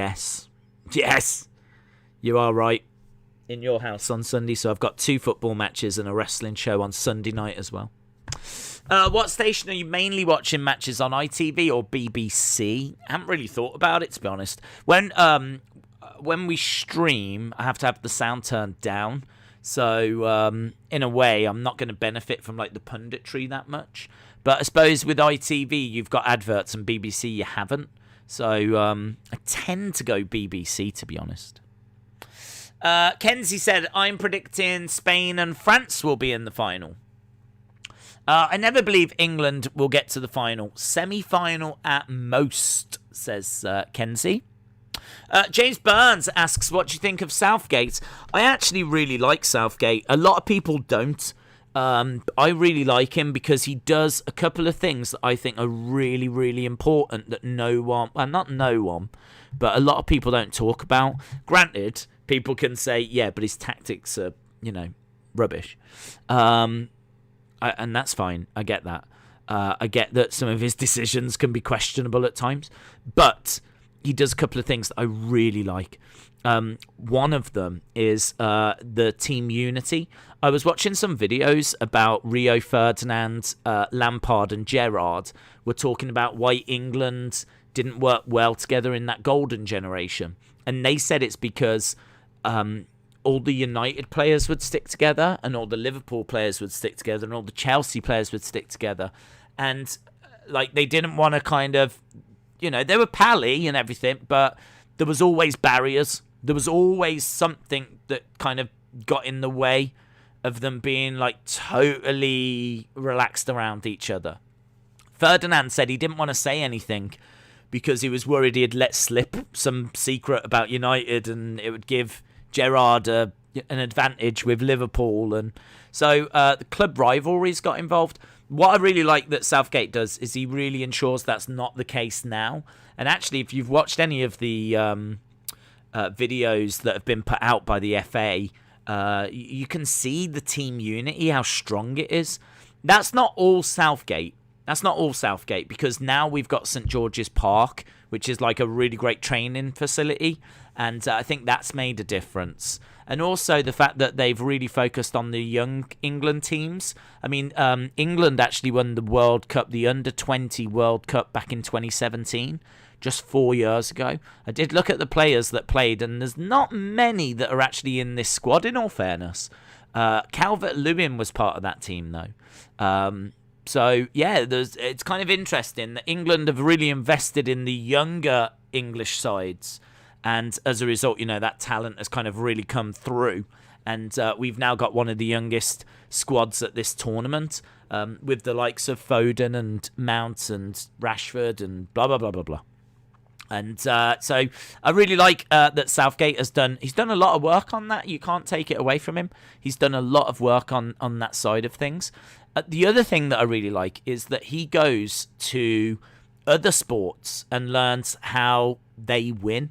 I saw him at the Super Bowl. So halftime at the Super Bowl, it wasn't this year, it might have been last year or year before. They were at the Super Bowl, the BBC, and they had Gareth Southgate on. He was there, and he said that he'd actually been to the training for some of the sides, and he'd spoken to some of the American football teams about how they actually go through training, how they get ready for something as big as the Super Bowl, like how do they work their nutrition, what kind of plan do they have, how do they change from their daily routine that they normally have and their training routine. And he really has looked at things like that to see how can I best prepare this group to succeed. He was talking the other day about what he learnt from I think it was Mercedes F1. He'd been there as well, and not for a jolly, not to just watch the cars, but to actually talk to how they prepare for races and big finals and all this kind of stuff. So I really like that about him. He's really tapped into like the psychology side of things, which Glenn Hoddle did back in '98, and he faced real criticism. He had that, what was her name? Eileen Drury, I think her name was, and she was some spiritualist. And everyone was like, what the? And he got like a lot of criticism for it. But that kind of mental side of the game has become a bit more important and a bit more better understood. And I like the psychology. You could argue that, that's where our penalty success came from against Colombia. I mean, you could argue that when it comes down to penalties, a lot of that is mental, because they know how to kick a ball from that distance to a goal, and they practice them all the time. But a lot of it comes down to the heat of the moment and, your mental preparation for that. And I think they did a lot of mental preparation for penalty shootouts. And lo and behold, we managed to beat Colombia and win a penalty shootout, which England just never did. England just, always struggled when it came to penalties. So I think, he's got a young team thanks to the work that's happened with the youth sides. He's, I think, one of the most prepared managers when it comes to understanding training and understanding how to get your squad ready for a finals. And we've been here before. I mean, don't forget, he got to the semi-finals at the last World Cup. He managed to get us to the Nations League Final Four as well. And that was, I think didn't we have Croatia in our group that time as well? We just can't get past Croatia.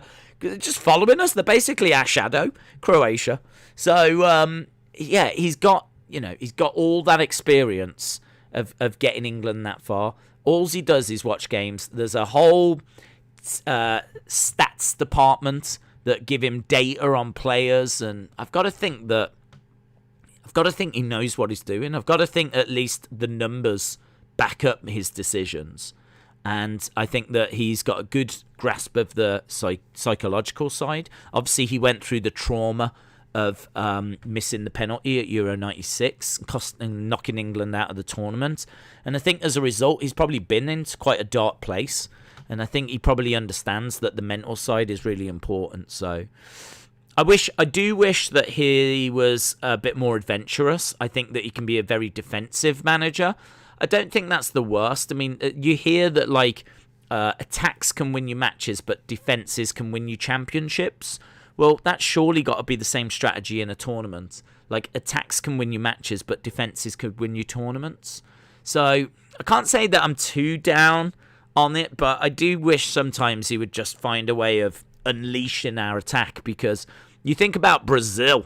Back in the day, Brazil had awful defences, but they had some of the greatest attackers in the world. And so Brazil would just go out and smash teams. If we concede, it doesn't matter, we'll score 3. That was Brazil's mentality. I'd love to see England with that mentality. Yeah, it's all right. If we concede, it's fine. We'll just score 3, 4. Makes no odds to us. Because we've definitely got the players that can do that. Definitely got the players that can do that. So, yeah, I think I don't think he's a perfect manager. I would say that for me is like a 7.75 out of 10, maybe an 8 out of 10. Could you go off and get someone like a Jurgen Klopp or a Pep Guardiola, of course, that would be more of a 9 out of 10 or a 9.5 out of 10? Sure you could. But could you get much worse? Yes, is the answer. Yes, much worse. We've had worse. Let's not forget some of the managers, England managers that we've had. And, the golden generation, you could argue, was wasted. Roy Hodgson just never seemed to have it, really. We've had some of the England managers have been very poor. Steve McLaren. So I kind of look at Southgate and I see him above that. I see Southgate as being one of our better managers that we've had, in all fairness, in recent times. So when people are like Southgate out and all stuff like this, I do think there's no guarantee you're going to get better. And I actually think he's done some really good stuff. Is he perfect? No. Is there better out there? Yeah, maybe. But I don't know. I don't think he's bad enough for us to not win. If we don't win this, I don't think it's because of Southgate. Let's put it that way. I think we should be trying to win, not trying to lose. Conceding one more at the back isn't a problem when you score 2 or 3 more up front. Steven Gerrard will be England manager one day, says Bunkers. It's coming home, says Scout Nation. I hope so. Brian said, are there any fans of Messi in the chat? I would imagine there's plenty of fans.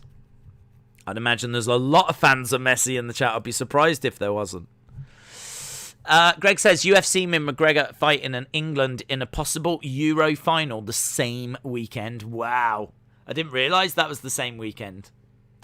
Who do you guys think wins out of Adesanya and Vettori? I'm leaning to Adesanya personally. I do think it's a very close fight.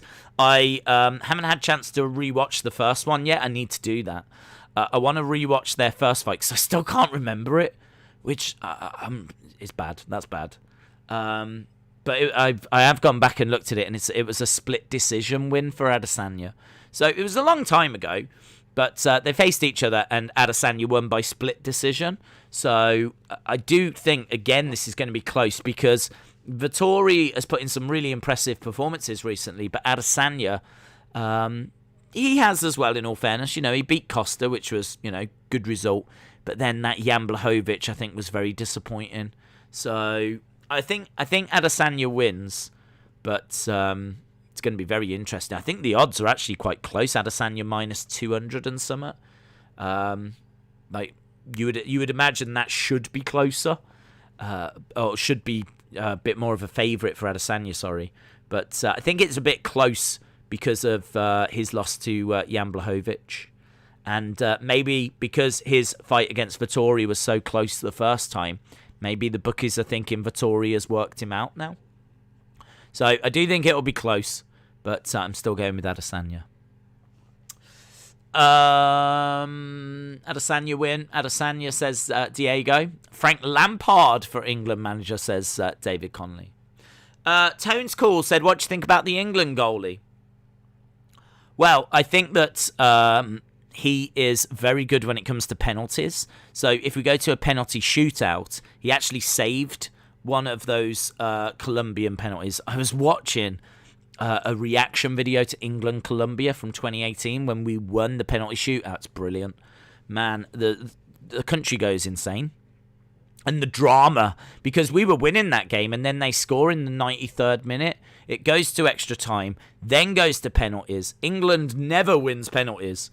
But they do this time, and it was a real roller coaster. I don't know if you can remember it, but I think Henderson missed, and so we were actually behind in the penalty shootout, and then one of their players hit the bar, and then Pickford saved. So I think Pickford, as a shot stopper, is good. I do think he's got a mistake in him. I think if that mistake it comes against Scotland or Czech Republic, we should be all right.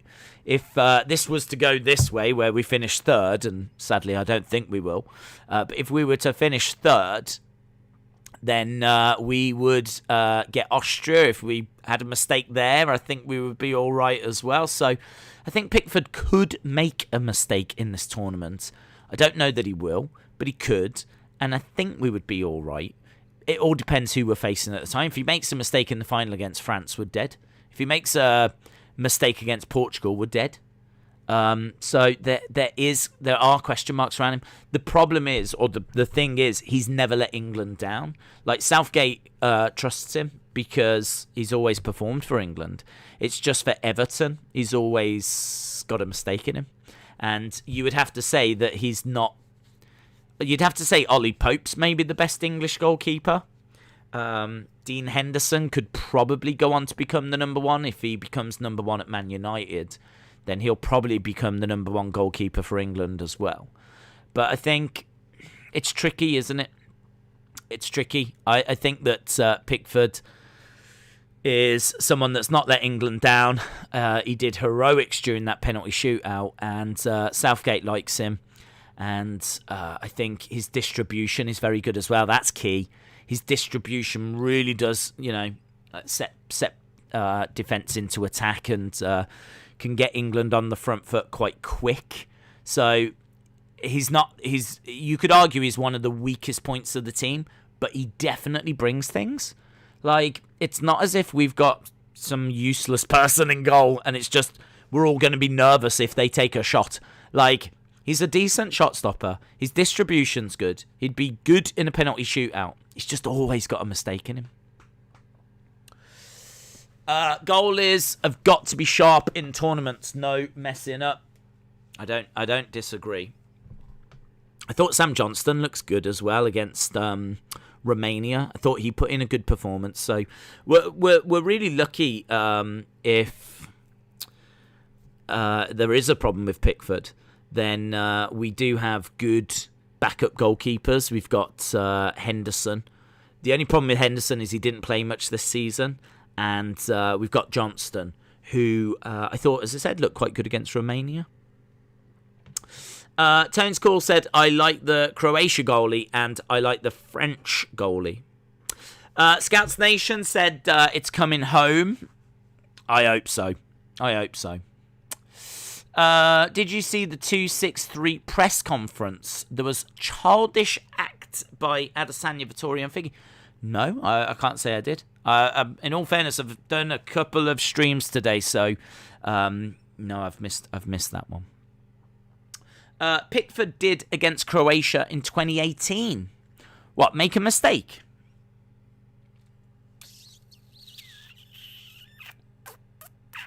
What, for the equalising goal? I can't remember it. I'll have to go back and have a look.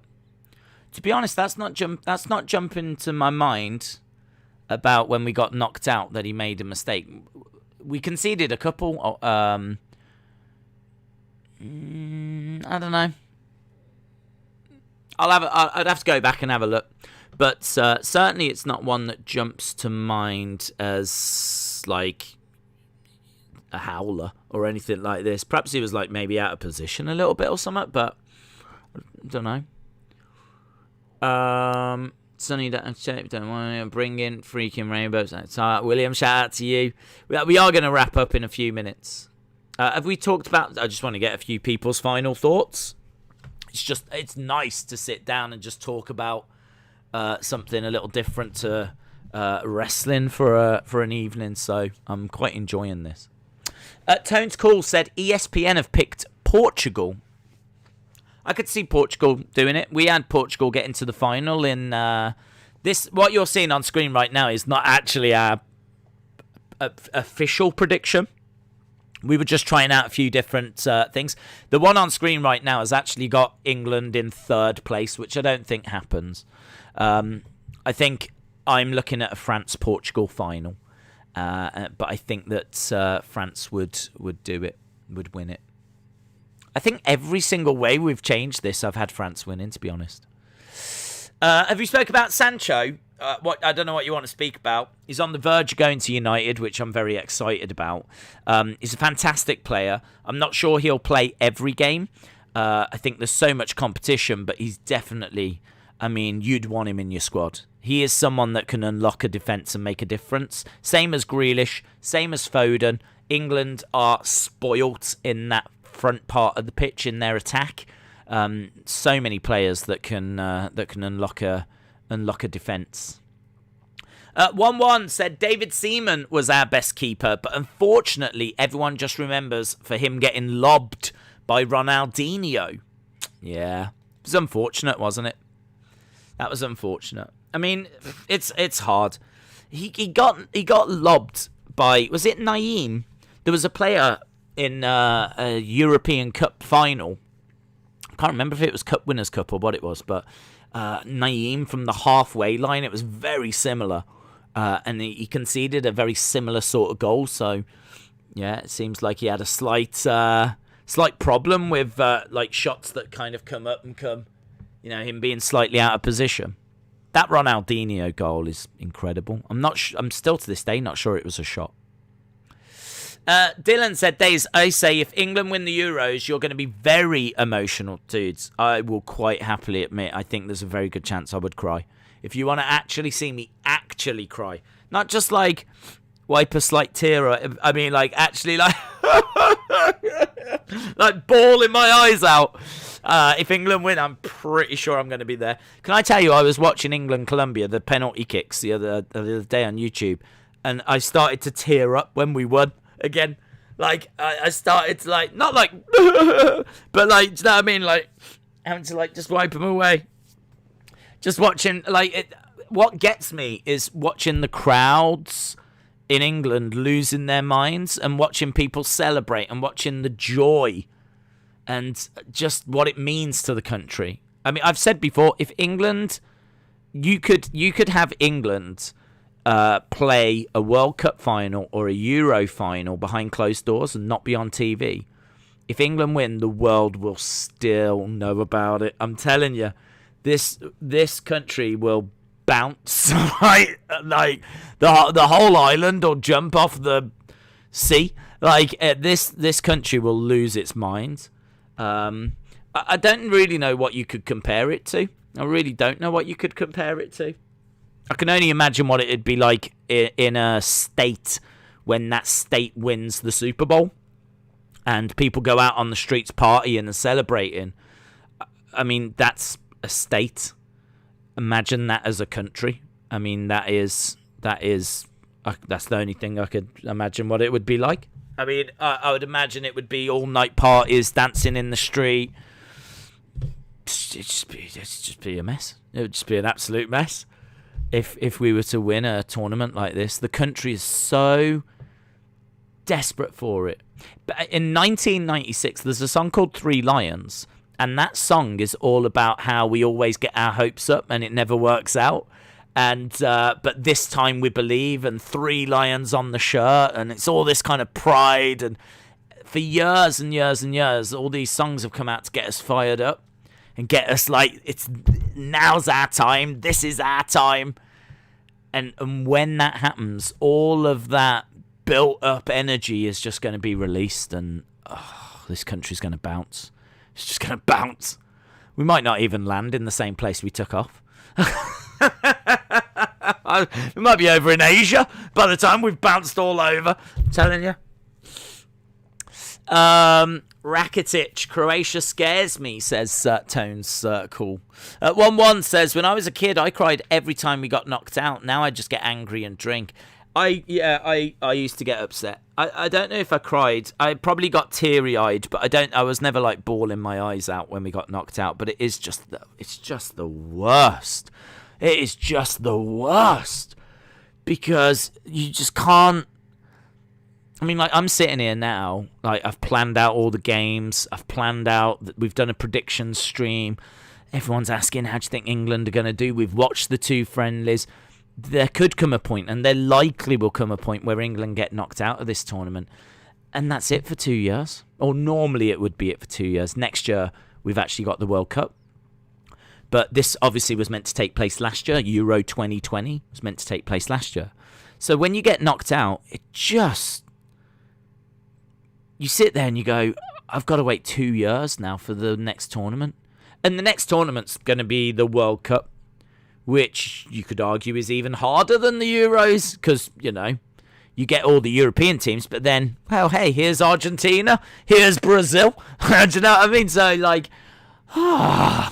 and you might be going somewhere like Qatar that's, basically trying to play football on the sun. And it's just not going to cater to England, is it? Do you know what I mean? How are we going to cope in Qatar? So, yeah, it is. It's just the worst. Austin says, the many emotions of days that I like to see is crying, upset, and confusion. Oh. McLean said, are you still broken from earlier? I just can't even talk about earlier. I still don't understand it. Yeah. People watching this right now won't know what we're on about, but we did a stream earlier, and we normally have fun and a laugh and all of this. It went just to I still don't get it. It's such a weird stream. I still don't know what's happened. Have England ever won a tournament like this, says Monty. Yeah, we won it in 1966. We won the World Cup. England have actually won the World Cup. Now, 1966 was a long time ago. I was not born.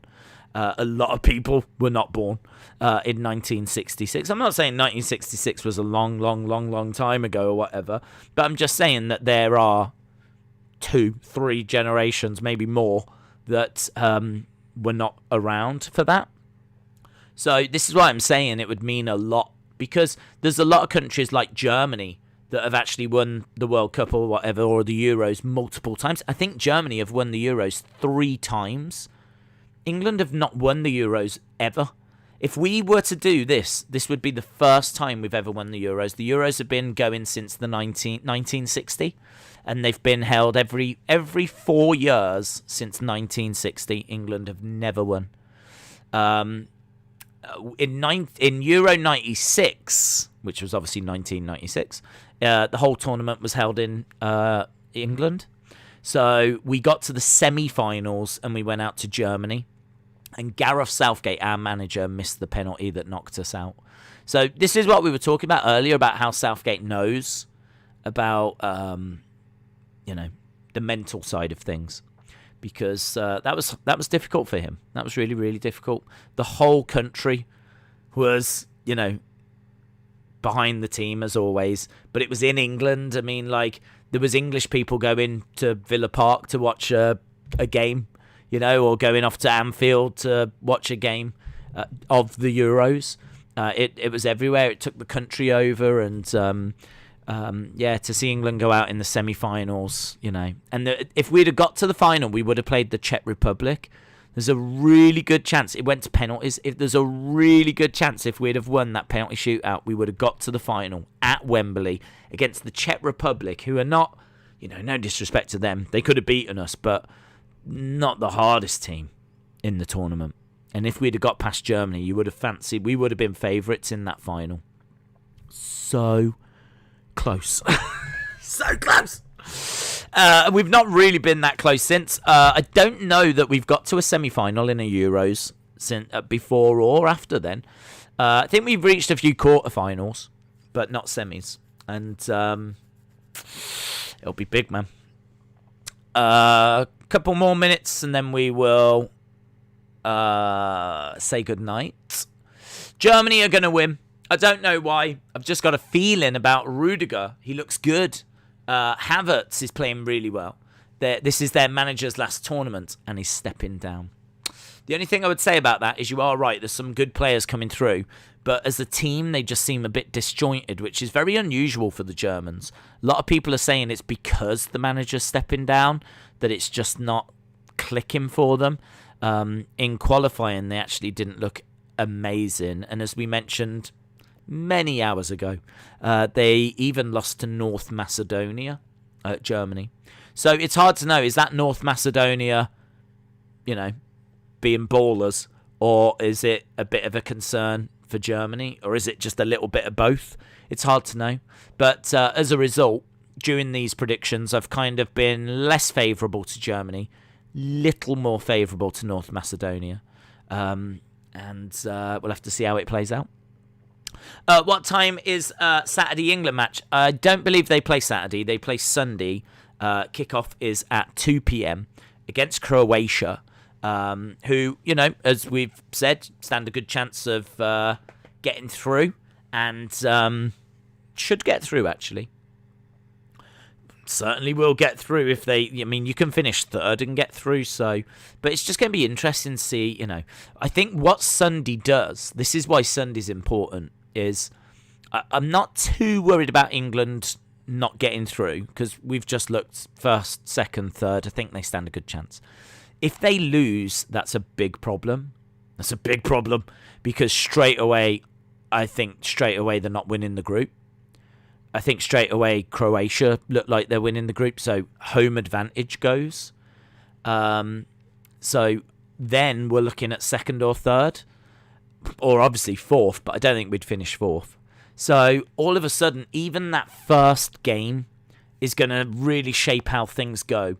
If it's a draw, we're none the wiser. If it's an England win, looking good for first. If it's a Croatia win, looking like it's going to be second at best. So we'll have a really good idea of how this tournament's going to go after that first game on Sunday for England. Big. Pele is the greatest soccer player ever. One of. Yeah, if you ask, I reckon if you used to ask, it's weird, isn't it? If you asked everyone, if there was a way of asking everyone in the world right now, you'd obviously get a lot of people going, I don't know. But for those that do, they might say Messi or Ronaldo, because to a lot of kids now, Pele? Does he stack up to Messi or Ronaldo? I mean, I would imagine that if you used to ask people in the world right now, it'd be Messi or Ronaldo that would be getting the greatest of all time tag. I think for those that are a bit older, you'd start to get like Maradona mentioned. You'd get maybe George Best mentioned. Maybe, Johan Cruyff, Maradona, Pele would all be in the conversation. I kind of feel that for me, Pele is the greatest still. But I can understand Messi and Ronaldo being mentioned. Certainly their impact. I mean, yeah, hard, isn't it? Hard not to go with them. But I've just always grown up with Pele being the one. So, yeah, Ronaldo is the GOAT. George Best is a good one. Michael Jordan is the best. Maradona, people would say Messi or Ronaldo. Yeah, I think they would as well. Ronaldo, Maradona, kind of getting those same names.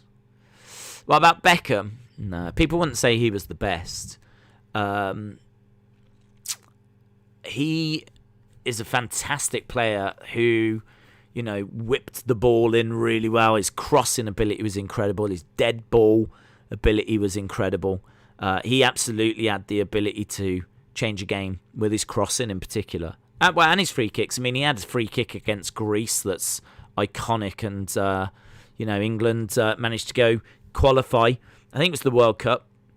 Last-minute goal against Greece from a free kick. I mean, David Beckham's an incredible player, one of England's all-time best, but he didn't have the assists, the number of assists or the number of goals to really put him amongst the all-time greats. He is just a really incredible player that definitely made an impact, but is maybe known for, his stuff off the field as much as on the field. Like, he married a Spice Girl, and he was in tons of adverts, and he had pants with his name on, and, had loads of sponsorships and boots and all this kind of stuff. And now he's got a team and all this. So Beckham's like a brand. He's a brand Beckham. He's probably known for that as much as his football. So I'm not sure that Beckham would even make, if you was to be serious about top players of all time, I don't know that Beckham even makes a top 50, to be honest. Ronaldo has had the greatest impact on the sport. He's made so huge. He's got the most Instagram followers. He's not got the best skill-wise, but he is up there. yeah, I mean, like, I understand what you're saying, but it's hard to compare Pele and I see Van Basten being mentioned, Di Stefano, yeah, brilliant, Zidane. You know, it's hard to compare them to Messi and Ronaldo and talk about Instagram followers and all this kind of stuff. There's no denying the impact that he made. Zinedine Zidane is a very good shout. I could see him being in the run in the French midfielder, who obviously was most recently the manager of Real Madrid and has just stepped down. But yeah, he was a fantastic player. If you ask a lot of players who was the best player they played against, I think even Paul Scholes says Zidane. Just so commanding in that midfield. He could do whatever he wanted, really. Yeah, he could control a game.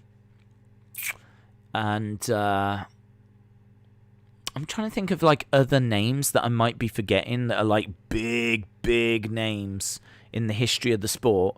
But I've got Cruyff and Maradona. Di Stefano was a great shout. That was one that definitely slipped my mind. Salah, I don't know if he's been consistent enough. If you think about his time at like Chelsea and before Liverpool, I don't know. He's had a good few seasons, but Neymar, don't know if he's had the success.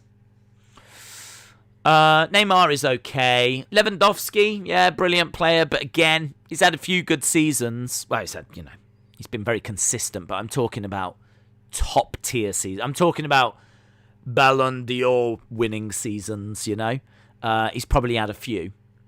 But I think if you're going to be regarded as the best, then you need to be consistent with being up there with the Ballon d'Or nominations. And there's no denying that Messi and Ronaldo have basically shared that trophy. I think it's hard for anyone in this era, be it Salah, be it Lewandowski, be it Modric, be it whoever, anyone in this era is going to struggle to be regarded as one of the greats when you're competing up against Messi and Ronaldo. I think Messi and Ronaldo have got that nailed down for this generation. So you've kind of got to forget this generation and you've got to go back into older generations to figure out who the best is. And I think Pele would be in the conversation. Ronaldo Nazario. That's Brazilian Ronaldo. Fat Ronaldo, says Bonkers. Yeah, he would be in the conversation. Fat Ronaldo. Did that final hurt his legacy, do you think? Do you remember, was it the final of France 98? I think, was it the final of France 98 and he was suddenly not on the team sheet? And everyone was like, where's Ronaldo? Like, not Cristiano Ronaldo. Fat Brazilian Ronaldo. The original Ronaldo. He just wasn't on the team sheet. And I think he'd collapsed. And then about half an hour later, a new team sheet came out and he was on it again because he suddenly felt better. But his performance during that final was atrocious. And it's the biggest game. It's the World Cup final. And if you're not going to turn up and perform, don't know. Fat Ronaldo, that might have just stung his legacy a little bit, that final. It was so weird. It was so weird. There was a whole conspiracy theory around it all of like, had he been poisoned and all this kind of stuff. Pie Eater Ronaldo, as my mate Louis used to call him. Romario, Ronaldinho. Some great players being mentioned. I'm not sure if these would make the all-time greats. I don't know. Would we say that Ronaldinho was better than Messi, Ronaldo, Pele, Maradona? Dwight York? I love Dwight York, but I'll be the first to say I'm not sure he's in that level. But yeah, for his heroics during that Man United treble-winning season. He was played because the sponsors called for him to play, even though he was carrying an injury, says Diego. Benteke! Maybe Benteke. Maybe. Or maybe Thomas Brolin. Maybe he would be up there as well. Kaka. That's a name I haven't heard in a while, actually, Kaka. Thinking about it. I'm sure some people would say Ibrahimovic, considering the impact that he had. He's gone to so many different clubs and won trophies and, just constantly scored goals. But as I said, if your name's not Messi or Ronaldo, I just don't think you're in the conversation for this era. So, right, guys, I think we're done anyway. We've done 2 hours. A 2-hour football prediction stream. A massive thank you to everyone that joined us. Obviously, didn't really have any expectations for this stream. We're not really a football channel, but just kind of wanted to throw a few thoughts out there. A lot of people asking, would we do this? And I'm so excited for the Euros. We were always going to do it. I didn't know if it'd be a video, like a 10-minute video. Turns out absolutely not. No, turns out to be a 2-hour, 10-minute live stream. So there we go. I think we've touched on a few bases and covered a few things and shared a few thoughts. And I really do appreciate you joining us. Don't forget, we're going to be covering the games. As you said, our first one is going to be Belgium versus Russia. Dave in real life is covering the opening game, Italy versus Turkey. So I'm sure quite a few of our community will be over there. And I will try and stop by. My only problem is I've got so much work that I need to do with thumbnails that have got to be created and all that kind of stuff. It might be a bit tricky for me to stop by and, comment away, but I'll try and stop by and show my support. But our first game, Belgium versus Russia on Saturday. Of course, England, Croatia on Sunday, and then we do a game every single day. So, yeah, we've got plenty on the way. But the tournament starts tomorrow. Can you believe it? The tournament starts tomorrow. Italy versus Turkey. What a game as well. Both of them teams, we've said. I mean, just looking at our little thing now, we've got Turkey. We've got Turkey in the quarters. And we've got Italy in the quarters. So we've got both teams getting to the final 8. Both teams getting to the final 8. And they start the tournament tomorrow. So really, really excited. Oh my God, I'm so excited. Right, guys, awesome. Thank you so much for joining us. I hope you enjoyed this little live stream. Really appreciate the support as always. The tournament starts tomorrow. Awesome, guys. Thanks for watching. I'll see you again next time. Enjoy the tournament that starts tomorrow.